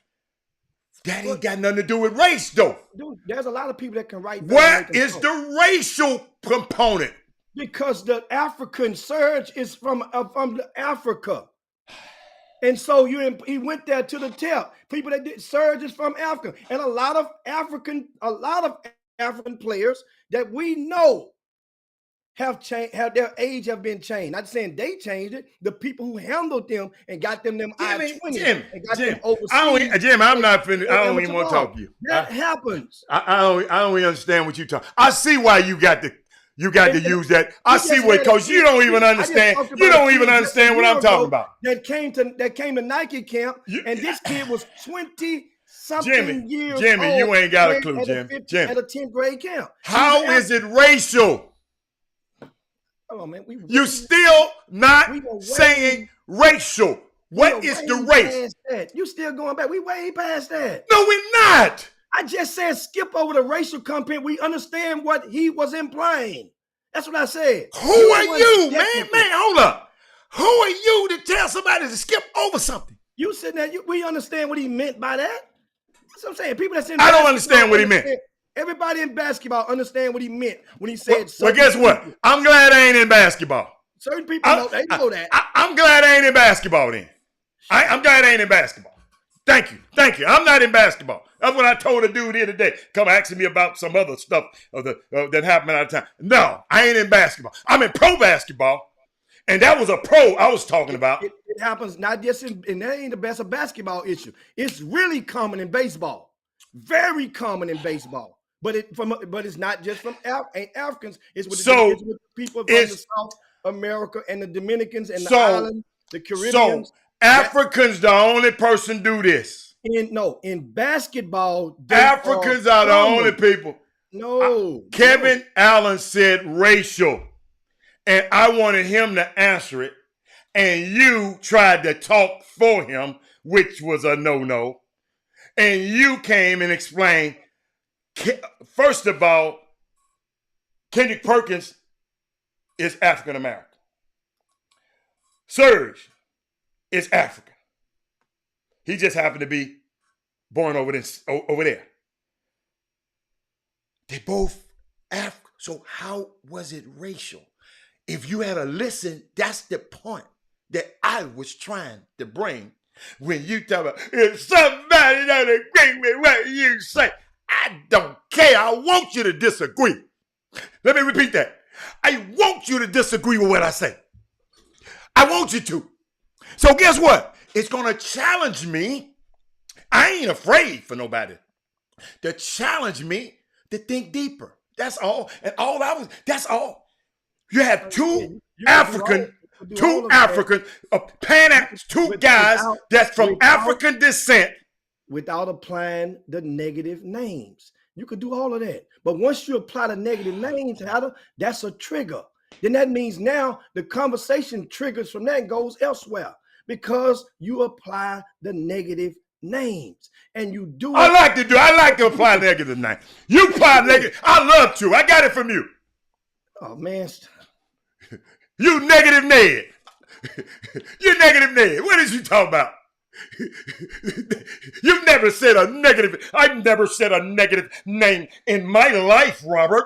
And that's wrong. Come on, man. Come on, man. Come on. You can go back and pull the Should speak on information you don't know like Perkins did. That's right. Perkins don't know nothing about that man's a birth certificate. That was our point. We had a great conversation going on. And my point, and a lot of people's point was he crossed the line. And Kevin just put something up. I know what Kevin over there laughing his ass off. I'm going to see him in a little bit. He over there laughing his ass off. But it seemed like you have a problem. So what else? I got a problem. I explained. I told you exactly. But what else you got, man? Because you're wasting time. I'm not wasting time. We get on and we get off. And we going on through the weekend. Ain't no thing. I want to be. To the new year, baby. To the new year. 11:59. Shit, don't you mean? Come on, don't you? Actions speak louder than words. He is trying to say that I'll believe you me. Yeah, they do. I believe you me. Actions speak louder than words. Shit. What else you got to talk about, boss? High school basketball. And now I'll be quiet because I don't know nothing about that. That's exactly why I pulled that topic up. Exactly why. Watch this. Exactly why. And that is, want to give. I wish other people do the same thing. Shout out to Beaumont United. in Silsbee. I just shouted them out already. From kicking butt up there in Arkansas. And also give Elkins High School, who just lost 5 minutes ago to Bishop O'Connell. I know you didn't shout that out. That game just ended about 5 minutes I don't ago. even know what that is. Jacoby Osborne. They are playing in the same tournament. Elkins High School out of Fort Bend lost to Bishop O'Connell 66-58 in that game. Jacoby Osborne, who's a player that's ranked in the top 10 among the juniors, finished with only 7 points in that game. I think he had 2 points going into the fourth quarter, battling foul trouble. And of course, he's not the reason they lost, but his lack of being on the court is definitely a reason that they didn't win. It ain't the reason they lost, because they were in the game, but he was the leader, and that's one of those things, big games, you got to step up big. I tell people all the time, if you're ranked in the top 10, then you lose, man, get paid. Get paid in the loss. And that's and of course United and Silsbee will be up in a couple of hours playing in their respective championship games. This tournament up there, I didn't engage in the name of the tournament. If you check out the VIP news, we got recaps from each day of that event up in Arkansas. And because I'm just not, I'm sitting on the side or leaning on the side of those who feel that they should move to change the name of the tournament. And especially with the logo of a cotton ball, a picture of the cotton ball in their logo. And at some point, it get time and people raise conscious awareness to it. And as a result, a couple of teams had travel issues arriving into Arkansas. It's in Pine Bluff. And they could not and couldn't make it in time for their opening games and whatnot. And therefore, the schedule had to be revised. So now they have two different champions because unlike grassroots basketball, scholastic basketball have rules where you can only play 2 games in one day. And that's important. You only can play 2 games in one day. And that's in scholastic sports. That's the National Federation of High School rules. So it ain't like in grassroots, you can go and move it down. They play a makeup game on court 7 and get back on tomorrow and get back on track. Nah, not like that in this. So shout out to them. We hope that they can pull and bring it home. Also, Strake Jesuit is in the championship over in Tampa, Florida. And Tampa, Florida, a Strake, they will play the host team in the championship. It's a Jesuit team from out of Florida. And shout out to Strake for taking care of business. They won both of their games prior to this one. So hopefully they can bring a championship home as well. Who else is out of town? Thurgood Marshall is out of town. They're in the Whataburger tournament. And, that tournament was once pretty prestigious. And it's still pretty solid in the terms of thinking about the state of Texas. And but Thurgood Marshall has advanced to the third round. They're in the semifinals after beating up on Leander Rouse 65-41. They beat Mansfield Timberview in the opening round 64-53 in that particular matchup. Jalen Lowe has been balling up there, signed with Pittsburgh. I think he had 25 in the most recent game. A very, pretty just running the team, doing what he's supposed to do. And a lot of times when people, these are the times when a lot of those kids know Jalen Lowe. Those coaches in the scholastic set component or sector may not be too familiar with him, because it may be their first time seeing him. Because Thurgood Marshall didn't play in this particular tournament a year ago, or maybe not. But he's playing good ball right now, and that's Jalen Lowe. Thurgood Marshall's playing good ball. They're buying into it, Ronnie Courtney, to his leadership, and Jalen is definitely a student of the game, and we're proud of him. They're 2 wins away from becoming the first team from Greater Houston to win the Whataburger tournament since 1988. That's since Alief Elsick High School with Rashard Lewis back in '88. And think about it, that's 25 seasons ago. So they got a chance to, Jalen Lowe and Thurgood Marshall have a chance to imprint themselves into the for that particular event. Also, you locally, if you're in H-Town, they got a few tournaments around town that's taking place this afternoon. We got the Lee College tournament at Baytown Lee Junior College. Yes, Beaumont Westbrook. From what about 10 minutes ago, I got the update. They were up by almost 40, by 30 something on Pasadena Memorial. Beaumont Westbrook and Pasadena Memorial was in one semifinal, and North Shore and Side Springs were in the other semifinal. And so I think North Shore was up at the half on Side Spring. I haven't gotten an update what it is now. It should be fourth quarter, close to internet. North Shore was up at the half on Side Springs. This game, it should be a good one. Should go down to the wire. The winner will play Beaumont Westbrook, while the loser will play Pasadena Memorial. Then over at Second Baptist High School, they have the Houston Private School Classic. That event, it started out a couple of years ago. It was only for private schools. Since they have incorporated the services of a couple of public schools this year. Wheatley High School is participating in it, and so is Madison. However, Madison High School only could play in the pool games. They could not advance to bracket play because they already have a game on tap with Clear Lake on tomorrow. So you can't play in a tournament and then go and play a non-district game and then go back and resume the tournament. So coach, he needed games, and so he decided to just take those two pool games and run with it. But today, over at Second Baptist High School, if you're in that vicinity, you have Lutheran South at Antonio out of San Antonio. They're playing first, and that game will be, I think, at 3:30, followed by St. Francis and St. John's. This game will be at 5 p.m. Second Baptist will take on Wheatley at 6:30, and then at 8:30, the 8 o'clock game will be Westbury Christian and Concordia Lutheran. Now, I really like that St. Francis and St. John's matchup, because what that does, it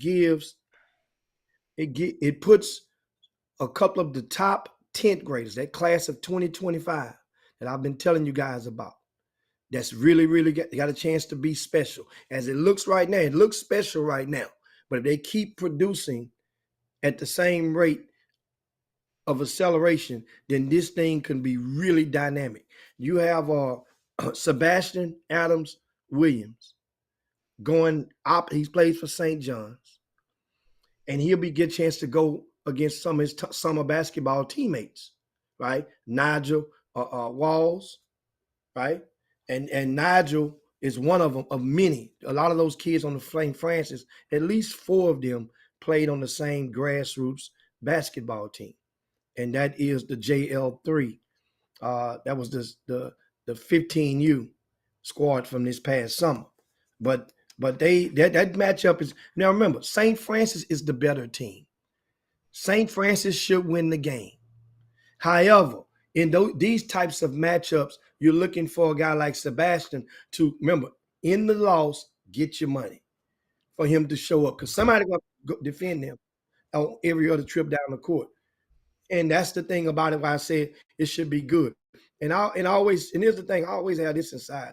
It's like, if you're a top dog in your class, meaning in the range, on the front row of your class, and you don't have a whole lot of talent around you, that, I understand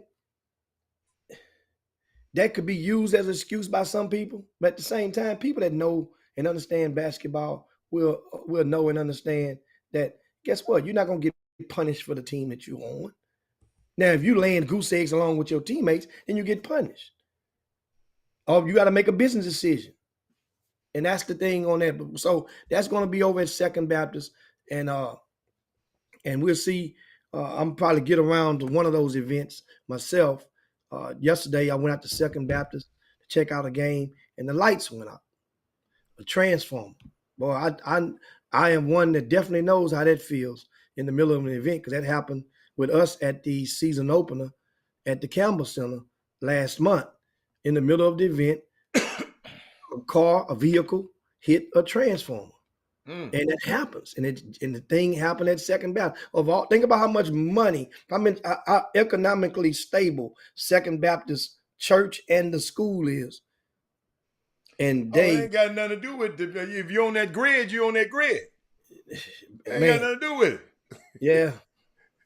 So you remember we was freezing? Them houses over there in River Oaks was freezing too. But they had a generator.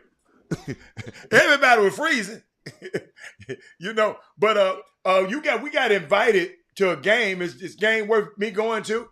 Because at Glenn Bishop, I don't go to high school games. That's a district game. Yeah. It's on the 3rd of the next month. If this is a game, we invited. It's a rivalry between those schools now because last year Brazosport beat Stafford in district play.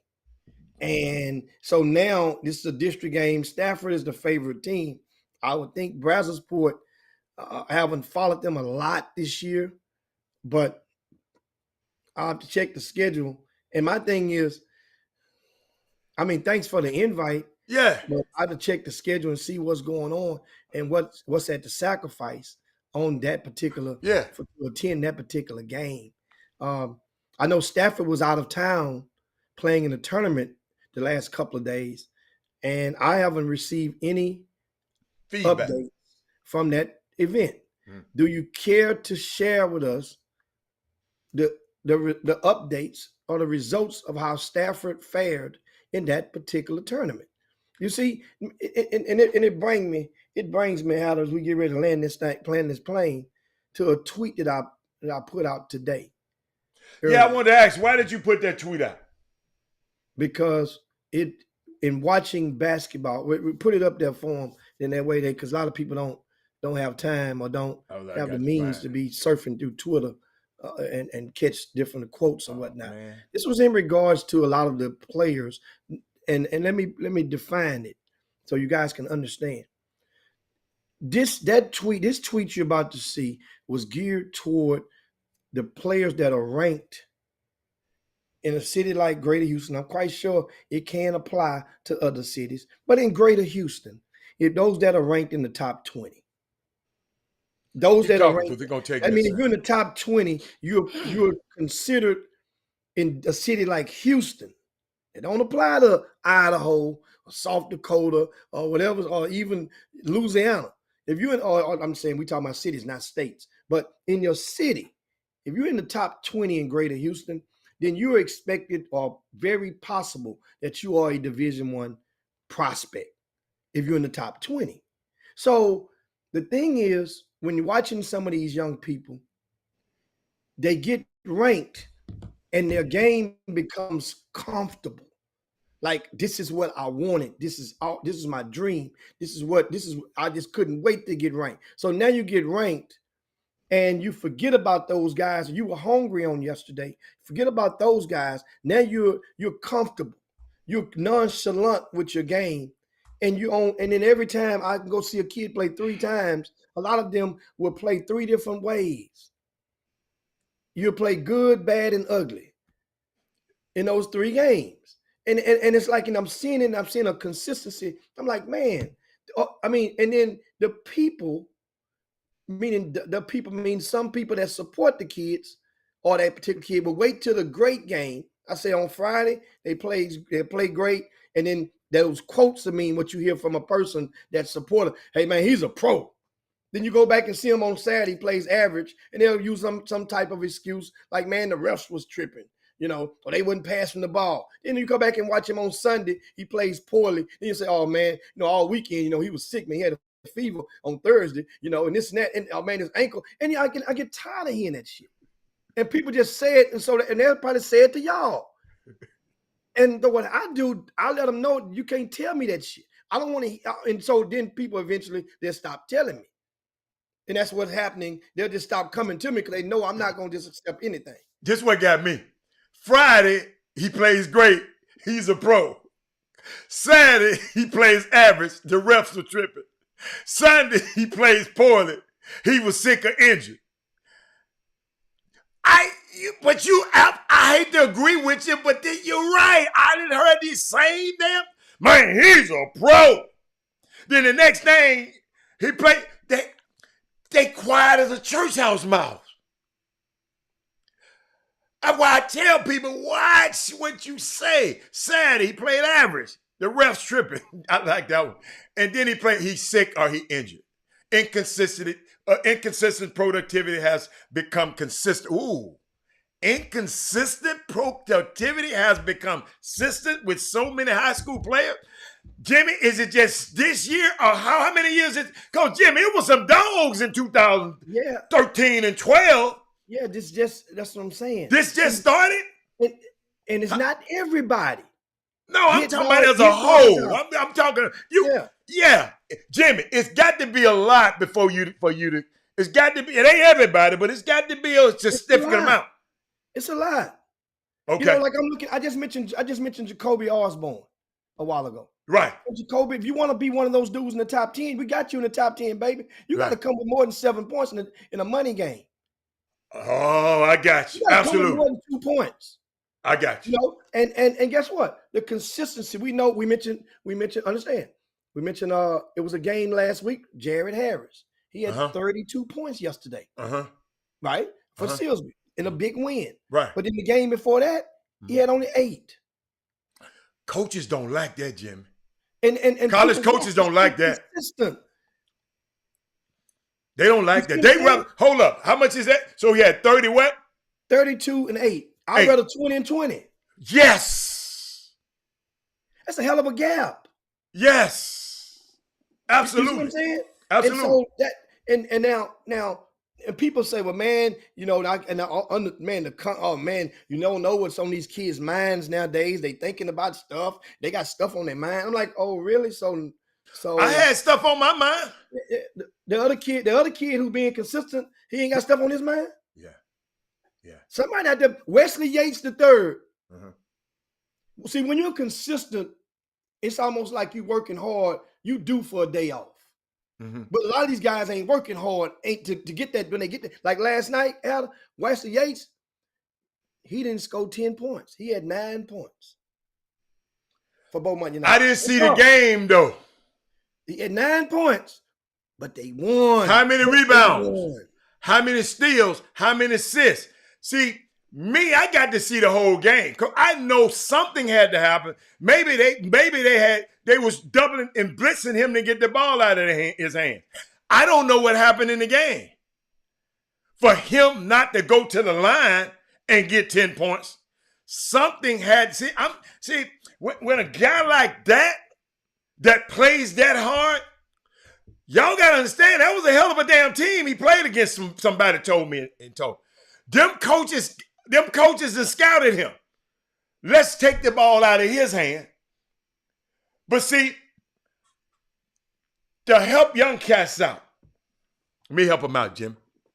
I like that one. I'm glad we brought that up. To help young cats out.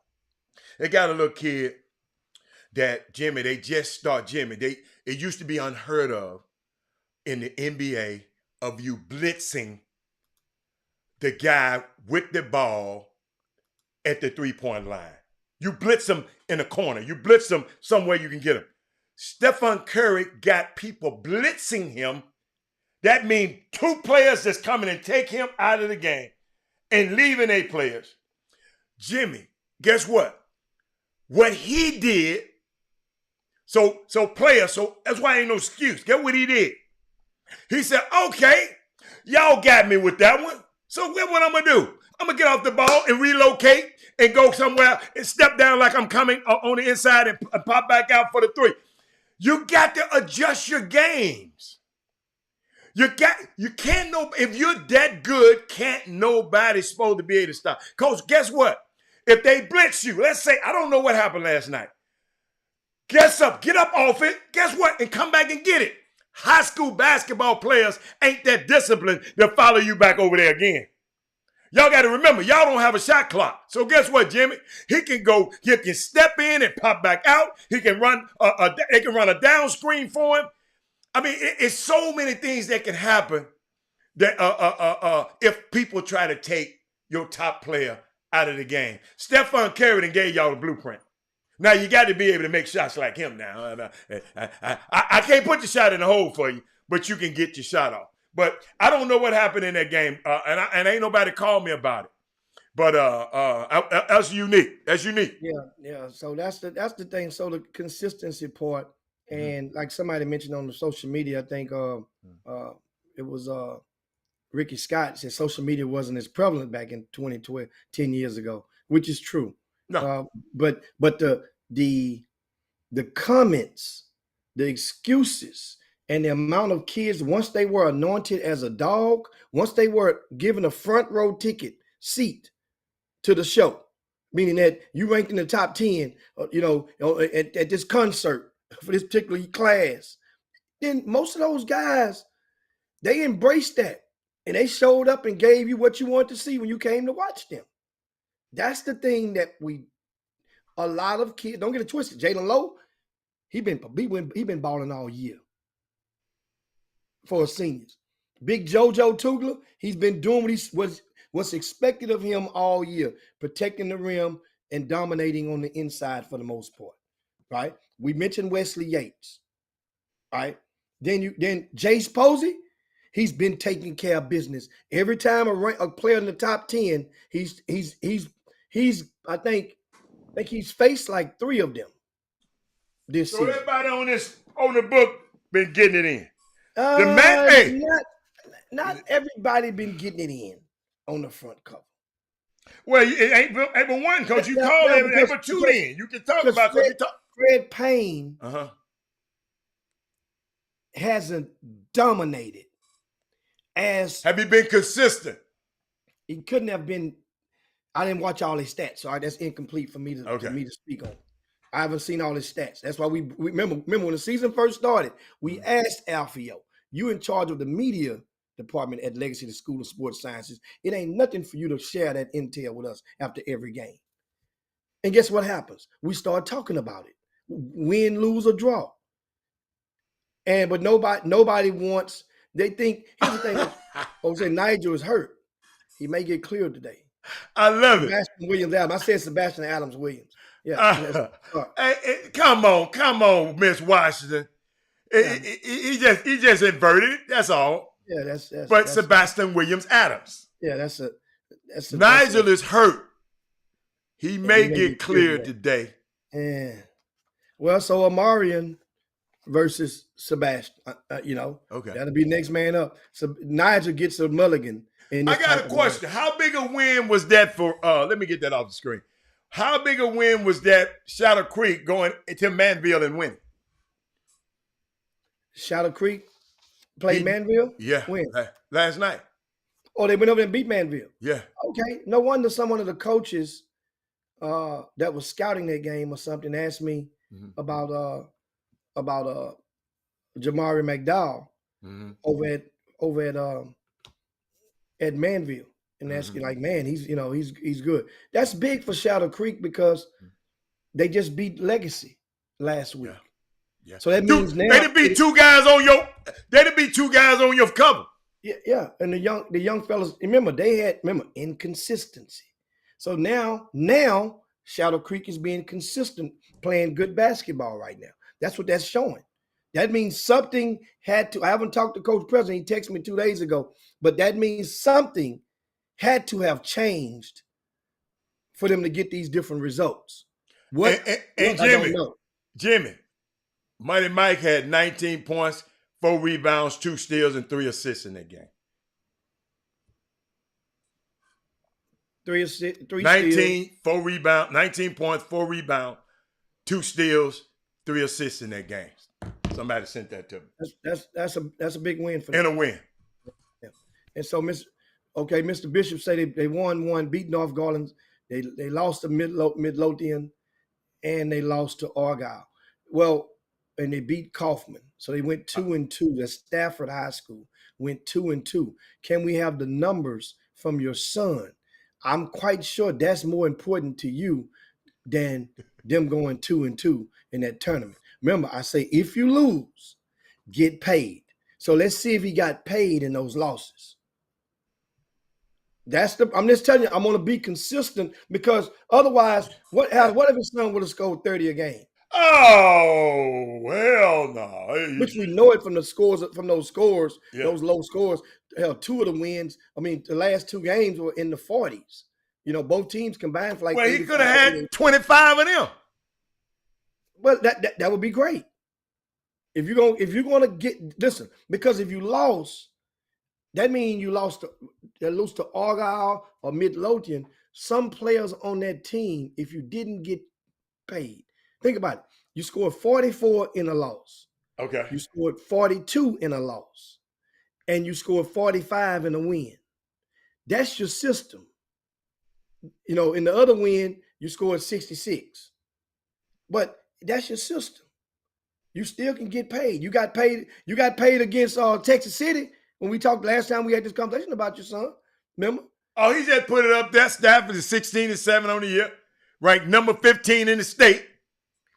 Glenn Bishop averages 19 points, 8 rebounds, 5 assists, 3 steals, and 1 block a game on the year. And we need him to keep going. We need the stats from this tournament this weekend. Not what you averaging from the year. Yeah. For all we know, you could have averaged 25 a game before this tournament this weekend. Let us know what you did this weekend. That way we can see the consistent uptick. And that's the thing. There we go. I like that. 16-6-4. That's the win. The game one, I'm assuming, is the win against North Garland.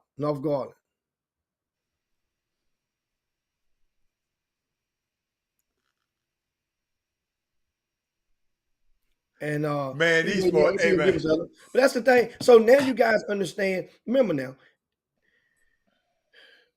certain people got different expectations. They got different tolerance levels, just like coaches as well. Certain people, they'll watch your kids. And my thing is this: if kids are so inconsistent, and once a person agrees to that, unless you have a direct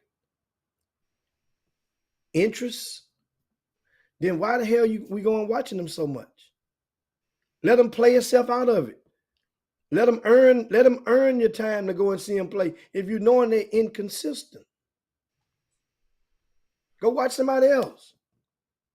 Because that means now we start to watch so many of the flaws within these kids by seeing them over and over and over. Yeah. So y'all should not want me to see your babies play every damn week. Do y'all get, some of y'all do, but you shouldn't. Because I grade a little harder. Your 69 gonna be a 69 with me, man. Some people 68 gonna be a 70. Some people 67 gonna be a 70. I'm just saying. This stuff funny, and I try to tell people that in advance. When it comes to time, when you're ready for him, and he's got somebody in front of him that's viable, that's worth the time, that's compatible in the recruiting range, let's do it. I'm there. Hey, and let me just add something, man. The less they see you, the better, man. That's why I was asking you, do you really want me to come to them games? Jimmy got to come. Do you really want me to come? Oh, do you really? Because guess what? Like Barry, I think Barry McDonald said, he's up in Austin. He saw so much bad basketball. See, y'all got, hey, man. Listen to me. And some of y'all some people, Jimmy, I done came to the conclusion. Some people don't know what bad basketball is. Because they seen so much of that. That's good to them. Look, Johnny getting about 5 or 6 layups. Listen to me, y'all. Them layups, because I see you punch. Listen, I'm finished. I had to learn it, yo. I had to learn this as a father. Them layups your ass ain't gonna get if you go to college, if you make it to college. Them dudes coming and pinning your shit on the backboard. You come in there, ain't no snowbirds in college. Them dudes running you down. If anybody see them games last night, oh, it was some great college basketball last night. Them dudes running your behind down. So all I'm trying to tell you, if you're talking about this thing and think your son is going to go play in college, I told you, Jimmy, my biggest wake-up call when a dude called me, I said, man, he asked me how many he had tonight. He said, I said he had 35. He said, how many was college baskets? Then I went back, Jimmy, 15. Shit, he hit 5 threes. 15. So, y'all got to understand, man, all these layups these dudes getting on Lil Johnny and Lil Susan, I mean, not Lil Susan, Lil Johnny and Lil old Jimmy, that stuff don't translate, man. I'm just telling you. Watch the game. Could he got that ball off on what's your guy you was talking about yesterday, Jimmy? Xavier Francis gonna throw every damn thing come to the rim out of there. Jamal Shead, try to get a snowbird. He gonna run you down and deflect the ball. Marcus Sasser gonna run you down and parents. I'm just telling you what I had to learn.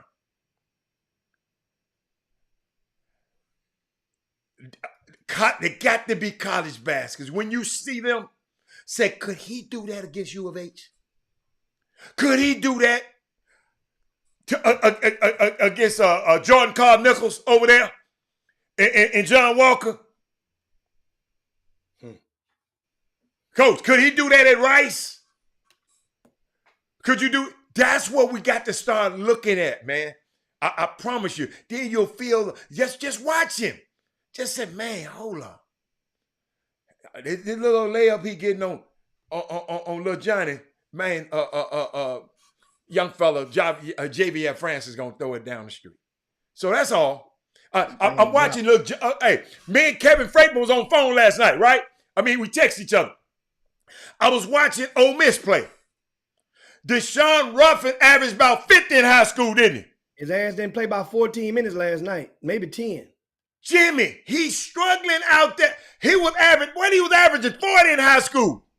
Yeah, led one of the leaders in the nation. And remember, and Freitman said just the other day, Ruffin back. Because we wondered why Amari wasn't in the starting, was playing. His minutes had got decreased. And Kevin Freitman responded on the chop shop in the boom boom room. Well, Ruffin back.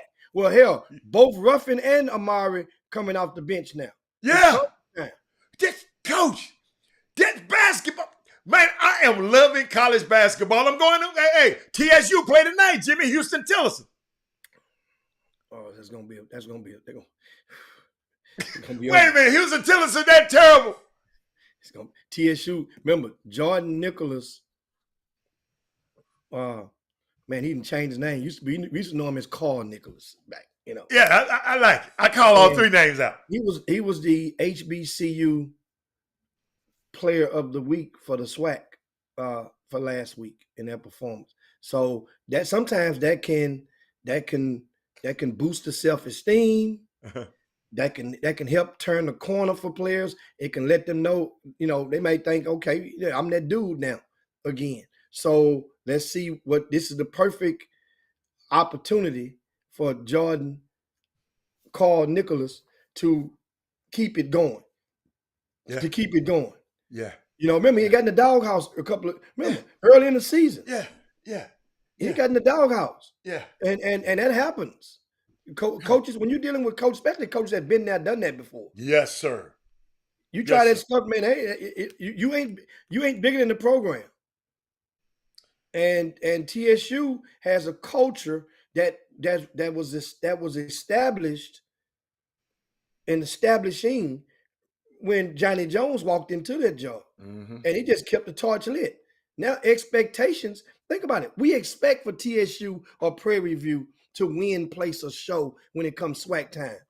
Don't get it twisted. Now, Grambling is going. This year might be the toughest SWAC in a long time. I'm talking about those top 4 seeds. Remember, Grambling done beat more than one Division Yeah. I. Yeah. Power 5. Southern pulled off a win or 2.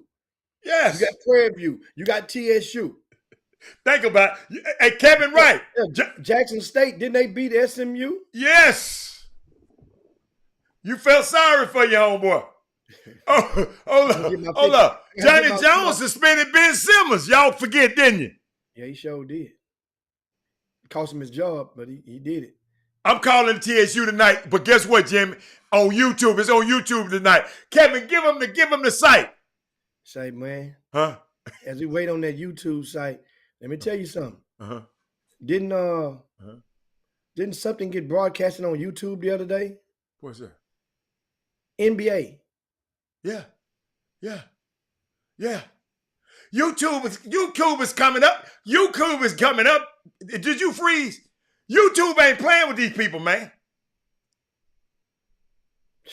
Jimmy, Prime. Jimmy, the NFL is on Prime. And NFL just did a deal with YouTube. Yes. You got that package you got on DirecTV? Yes. That shit gone after this year. year. That's gone after this year, Coach. They was messing up the market anyway. Like, if you got Uverse, you couldn't get it. And all that kind of stuff. They was messing up the market. Some of the kids think hey, Kevin, what is that website? What is that website that's on TSU tonight? The SWAC.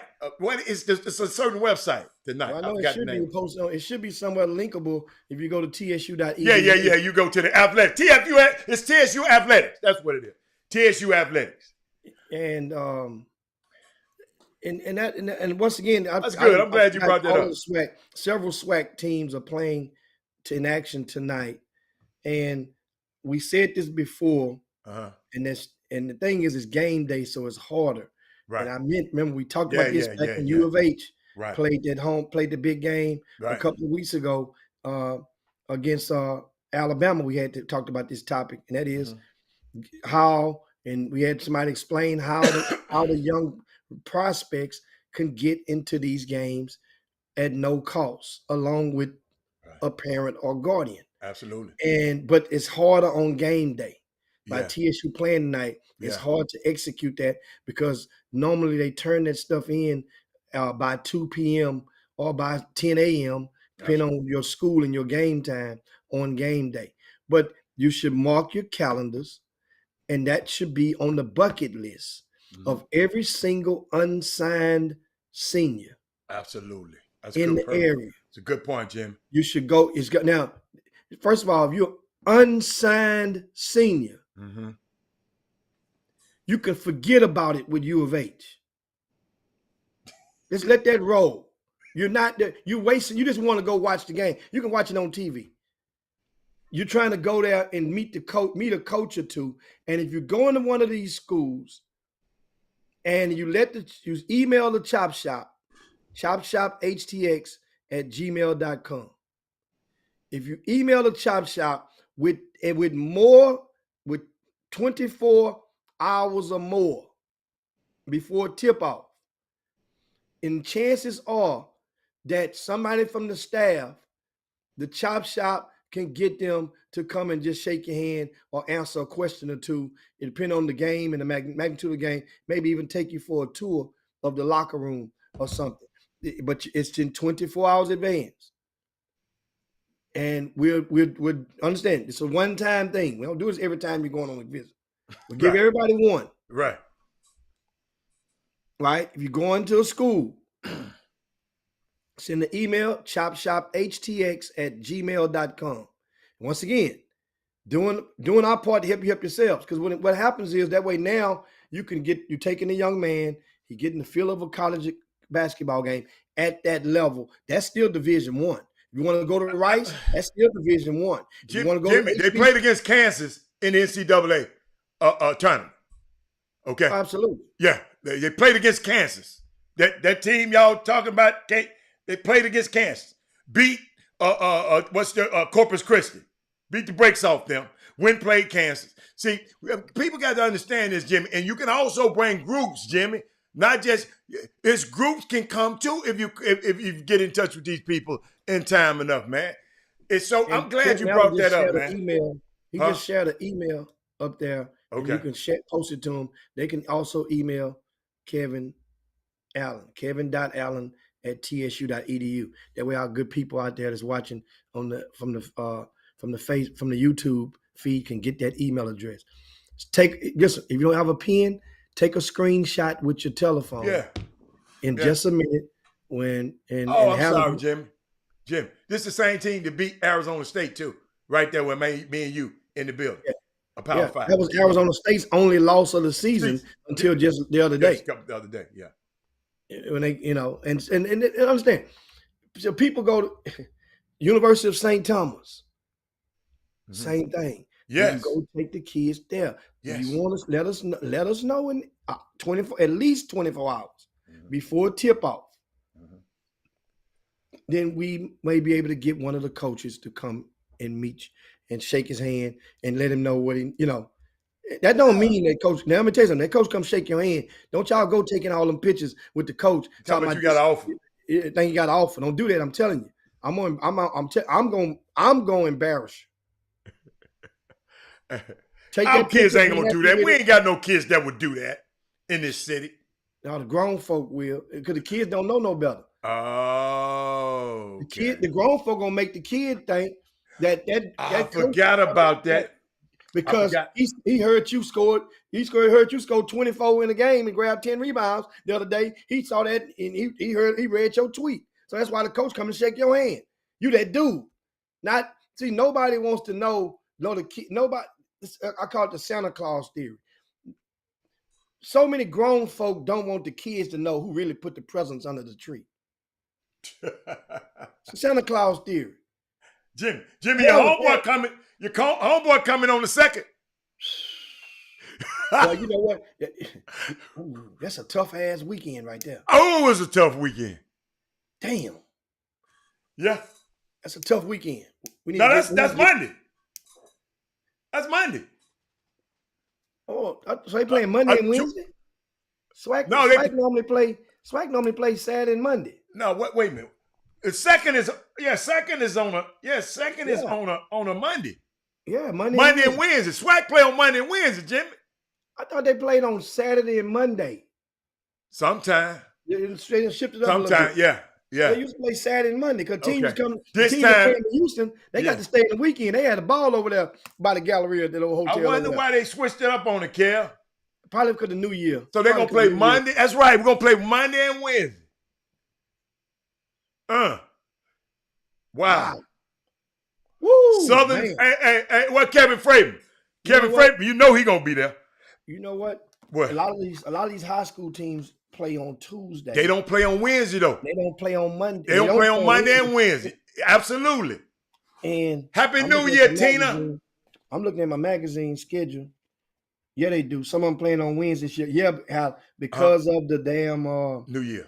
Because of New Year. Okay. He said yeah. Remember they had a shortage of referees too. They had to make some districts play the first round on Mondays and Wednesdays, and the other ones was Tuesdays and Fridays. Okay. Certain districts they had to. That was their solution because they had a lack of officials in the high school ranks. They're gonna get back to Saturday, Monday, Jimmy, next week.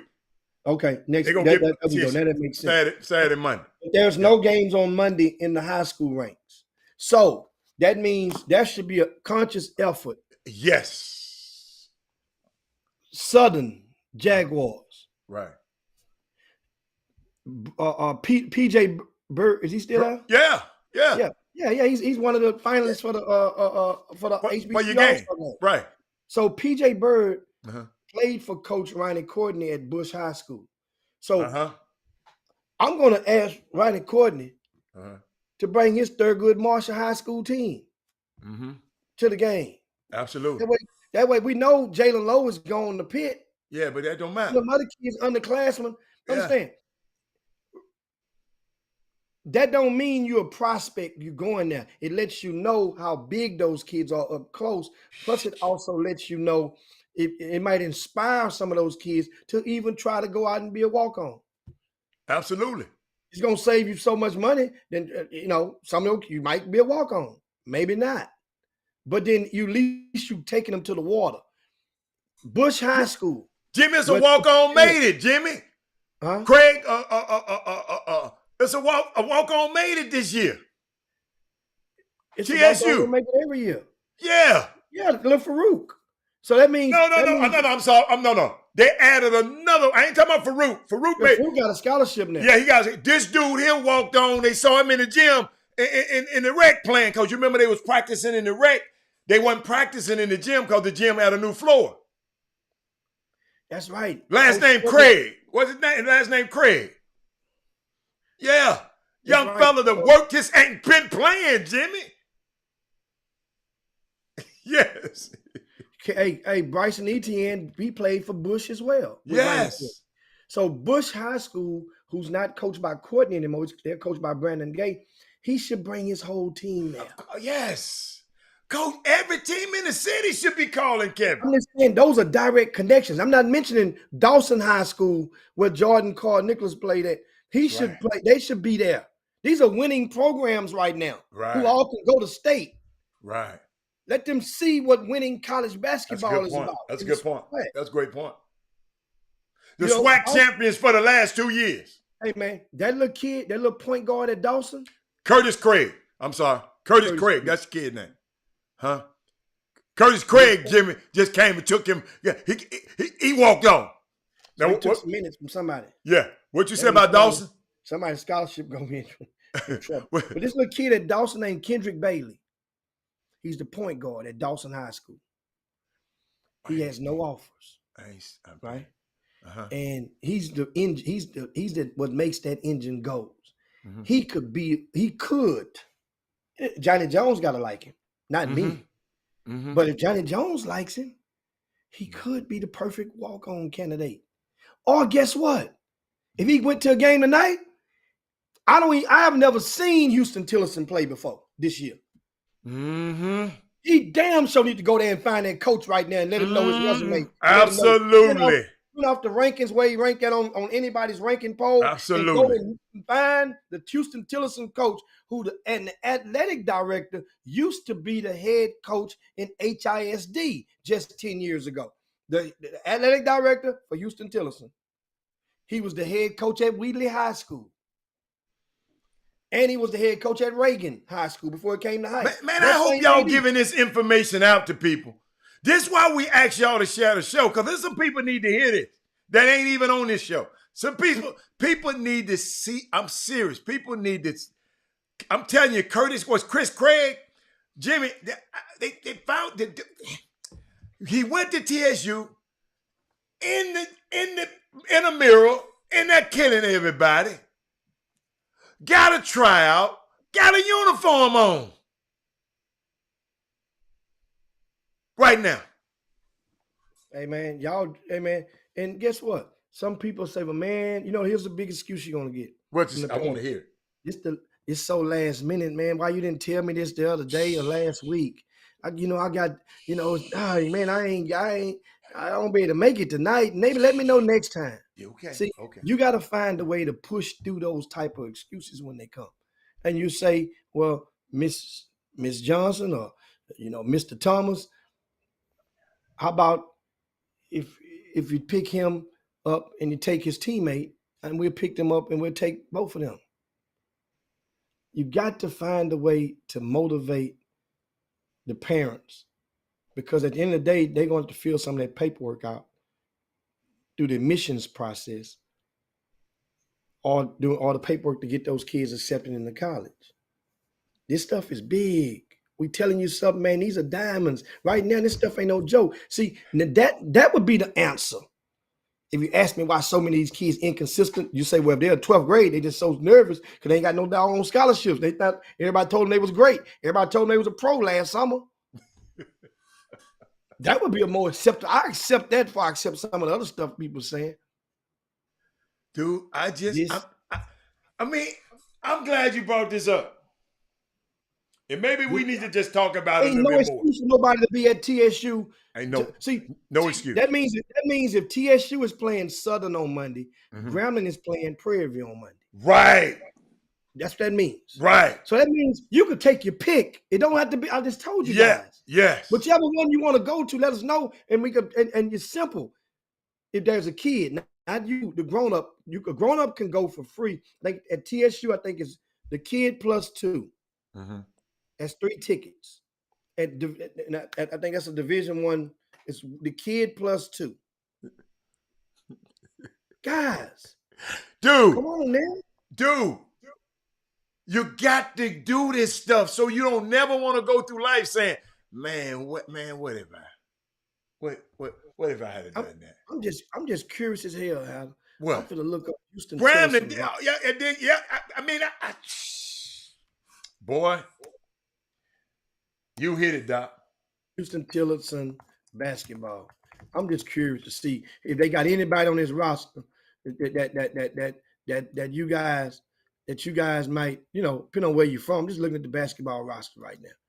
And okay. Justin Rogers, a freshman at Lutheran South Academy. That's where he came from. From Lutheran South Academy. I don't remember no kid named Justin Rogers being ranked on RCS Sports. You ain't got to be. Who he play with, Jimmy? I didn't hear you. He played for Houston Tillotson. Wow. Right? And he's a freshman. I'm looking at his bio. He might be a walk-on over there. Probably, ain't no telling, but he on the roster. They don't even have no bio for little man. They don't even want to tell us what he. Here go another one though. Austin Chapman. Chapman. Okay. I think, is that the young man that went to Hightower? No. That name ain't Austin. Okay. Well, Austin Chapman is from Houston, Texas. He's a junior. Man, hey, y'all. That's where he at. Oh, boy, TSU ass might. Oh, man. Who there? TSU gonna tear these boys' head off. Faith Williams is there. Faith Williams? Who the hell? That was Faith Williams. Who started for Prairie View last year and got into a little snag and had to transfer. He gonna still get his head toe clean off tonight. That's little Marcus Williams' brother. Oh, he grown. Yeah, he grown. He grown. Yeah. Okay. Oh yeah, that might be. Yeah. You know what's so funny? So Faith Williams was a walk-on at Prairie View. And he ended up getting earning a scholarship at Prairie View. So this thing is funny to me. So before I just called these names out, y'all heard Houston Tillotson, and y'all thinking in your mind, y'all just thumb, Let me tell you something. Faith Williams will whoop every one of your little kids' ass right now. And any component of working out on the basketball court, he'll tear their ass off the bone. And 2 times on weekends. You see what I'm saying? So that's what it takes. That kid, those schools, NAIAs like Houston Tillotson, are filled with D1 transfers. Shit, they got Faith Williams over there. Wow. And that ain't all. Jordan Burroughs Chandler. That's the kid from Bel Air. I don't know. Man, let me tell y'all. Jimmy Fabian Shelton. I think Fabian Shelton, he went to Eisenhower, I think. Yeah, I think he went to Eisenhower a couple of years ago. He was about 6'6". Now he got him at 6'8". Dude, they got about 5 dudes from H-Town on this team. Boy. So know what that means? That means they recruit Houston. That means they would take kids from Houston. Hey, Jimmy, secret too, get there early as you can. Yeah. The atmosphere is more relaxed early. So you can see how they warm up. You can see how don't come. I'm telling y'all, man, Jim, this is the best idea. Hey, y'all, listen to me. Share this information. Share this information. Hey, man. Don't leave these. Then be talking about, man, ain't nobody looking out for me. He just looked out for you. Oh, and I'm going to add one more thing. What? I said the athletic director is the former Wheatley High School coach and Reagan High School coach.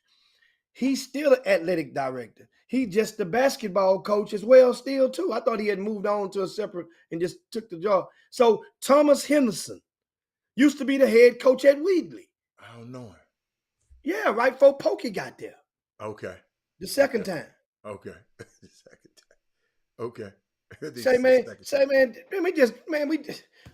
Hey, let me tell y'all something. I just put Jimmy, I just put something up on that screen. I put that up there for a reason. Chris LeBlanc at the ticket window. Come seeing. I'm telling y'all, a great man. Man, TSU is on to something over there. You can go up to TSU, a prayer view if you want to. But TSU, I know what's going on over there. That's why I'm there. Keep going. What else you got, Jim, before we get out of here? That's good, man. That's enough to put in their bag right there. That's enough to bust their bags from the bottom right there. That's enough to bust their bags. That's all they need. And hey, Jimmy, this it. We ain't gonna see them the next year. This the last show of the year. It didn't hit you. It didn't hit you till just now. It should pass by, man. Chop. We done swooped through this thing a whole nother year on y'all, man. Chop. Still getting in. You guys make sure let's end the year with some good shares. Yeah, and I'm looking right now and say, yes, Fake and Ball. My son played with him on the Superstar Clippers. Cool out of my Booker T teammates okay. Yeah, man. Hey, man, the game's at 7 p.m. Get there around 6 p.m. Yeah. That's the TSU and Houston Tillerson tonight at the H&PE Arena. And, of course, I'm going to be at the high school. I'm going to be at one of the events, Kevin Allen. I'll see you guys I'll be there on Monday. I'll be there on Monday. The night I got either the championship at Second Baptist or Lee College. I'll be out at one of those. So who winning at Lee College? Let's see who won that game. Remember, they had a good one going on between I might run. I got to go by and see Sebastian first, though. Then I'm gonna come to the game. I got to go see Sebastian. That's a day. That's going on at what in the 5 o'clock. Yeah. That's a 5 o'clock game. Yeah. Let me see. You ain't got that on your thing. North Shore beats Cy Springs. How about that? That's somewhat of a mild upset. So North Shore will play Westbrook at the in the championship game of the Lee College tournament. So that means Cy Springs will play Pasadena Memorial. Cy Springs and Pasadena Memorial play the third place game, and I think let me look at that in just a second. I'm looking to see. I think the third place game, I want to say it's at 3:15. I'm going to check and see if the games how far on time they're running. I mentioned that in the VIP news this morning. If you haven't been to the VIP news on RCS Sports, we put last week's VIP news on the front of the website for free for everybody to read free. That way you can kind of see the type of data that's inside of there. Go to RCS Sports. There's no logging in, no anything. You can read all of last week's info in there. Now, North Shore, here you go the times. I got them right there. They play at 6 p.m.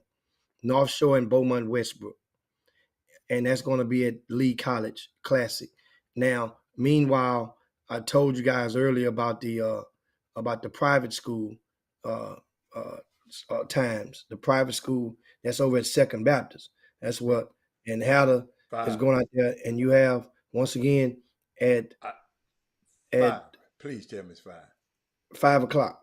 Okay.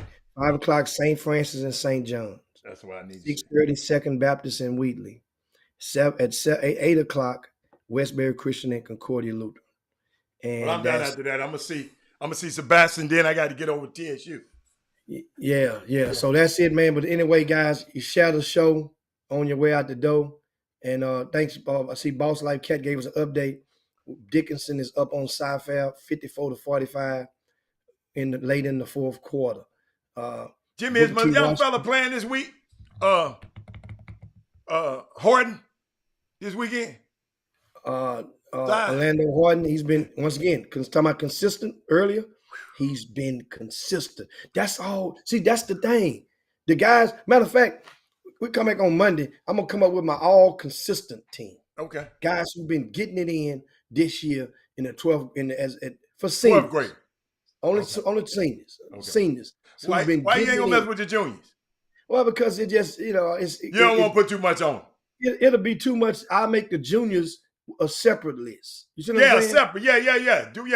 Okay. Then the sophomores a separate list. Then the freshmen a separate list. But guys who've been getting it in okay. this season and their teams have been winning. If your team ain't got no winning record, you ain't gonna be on this list. Okay, I got you.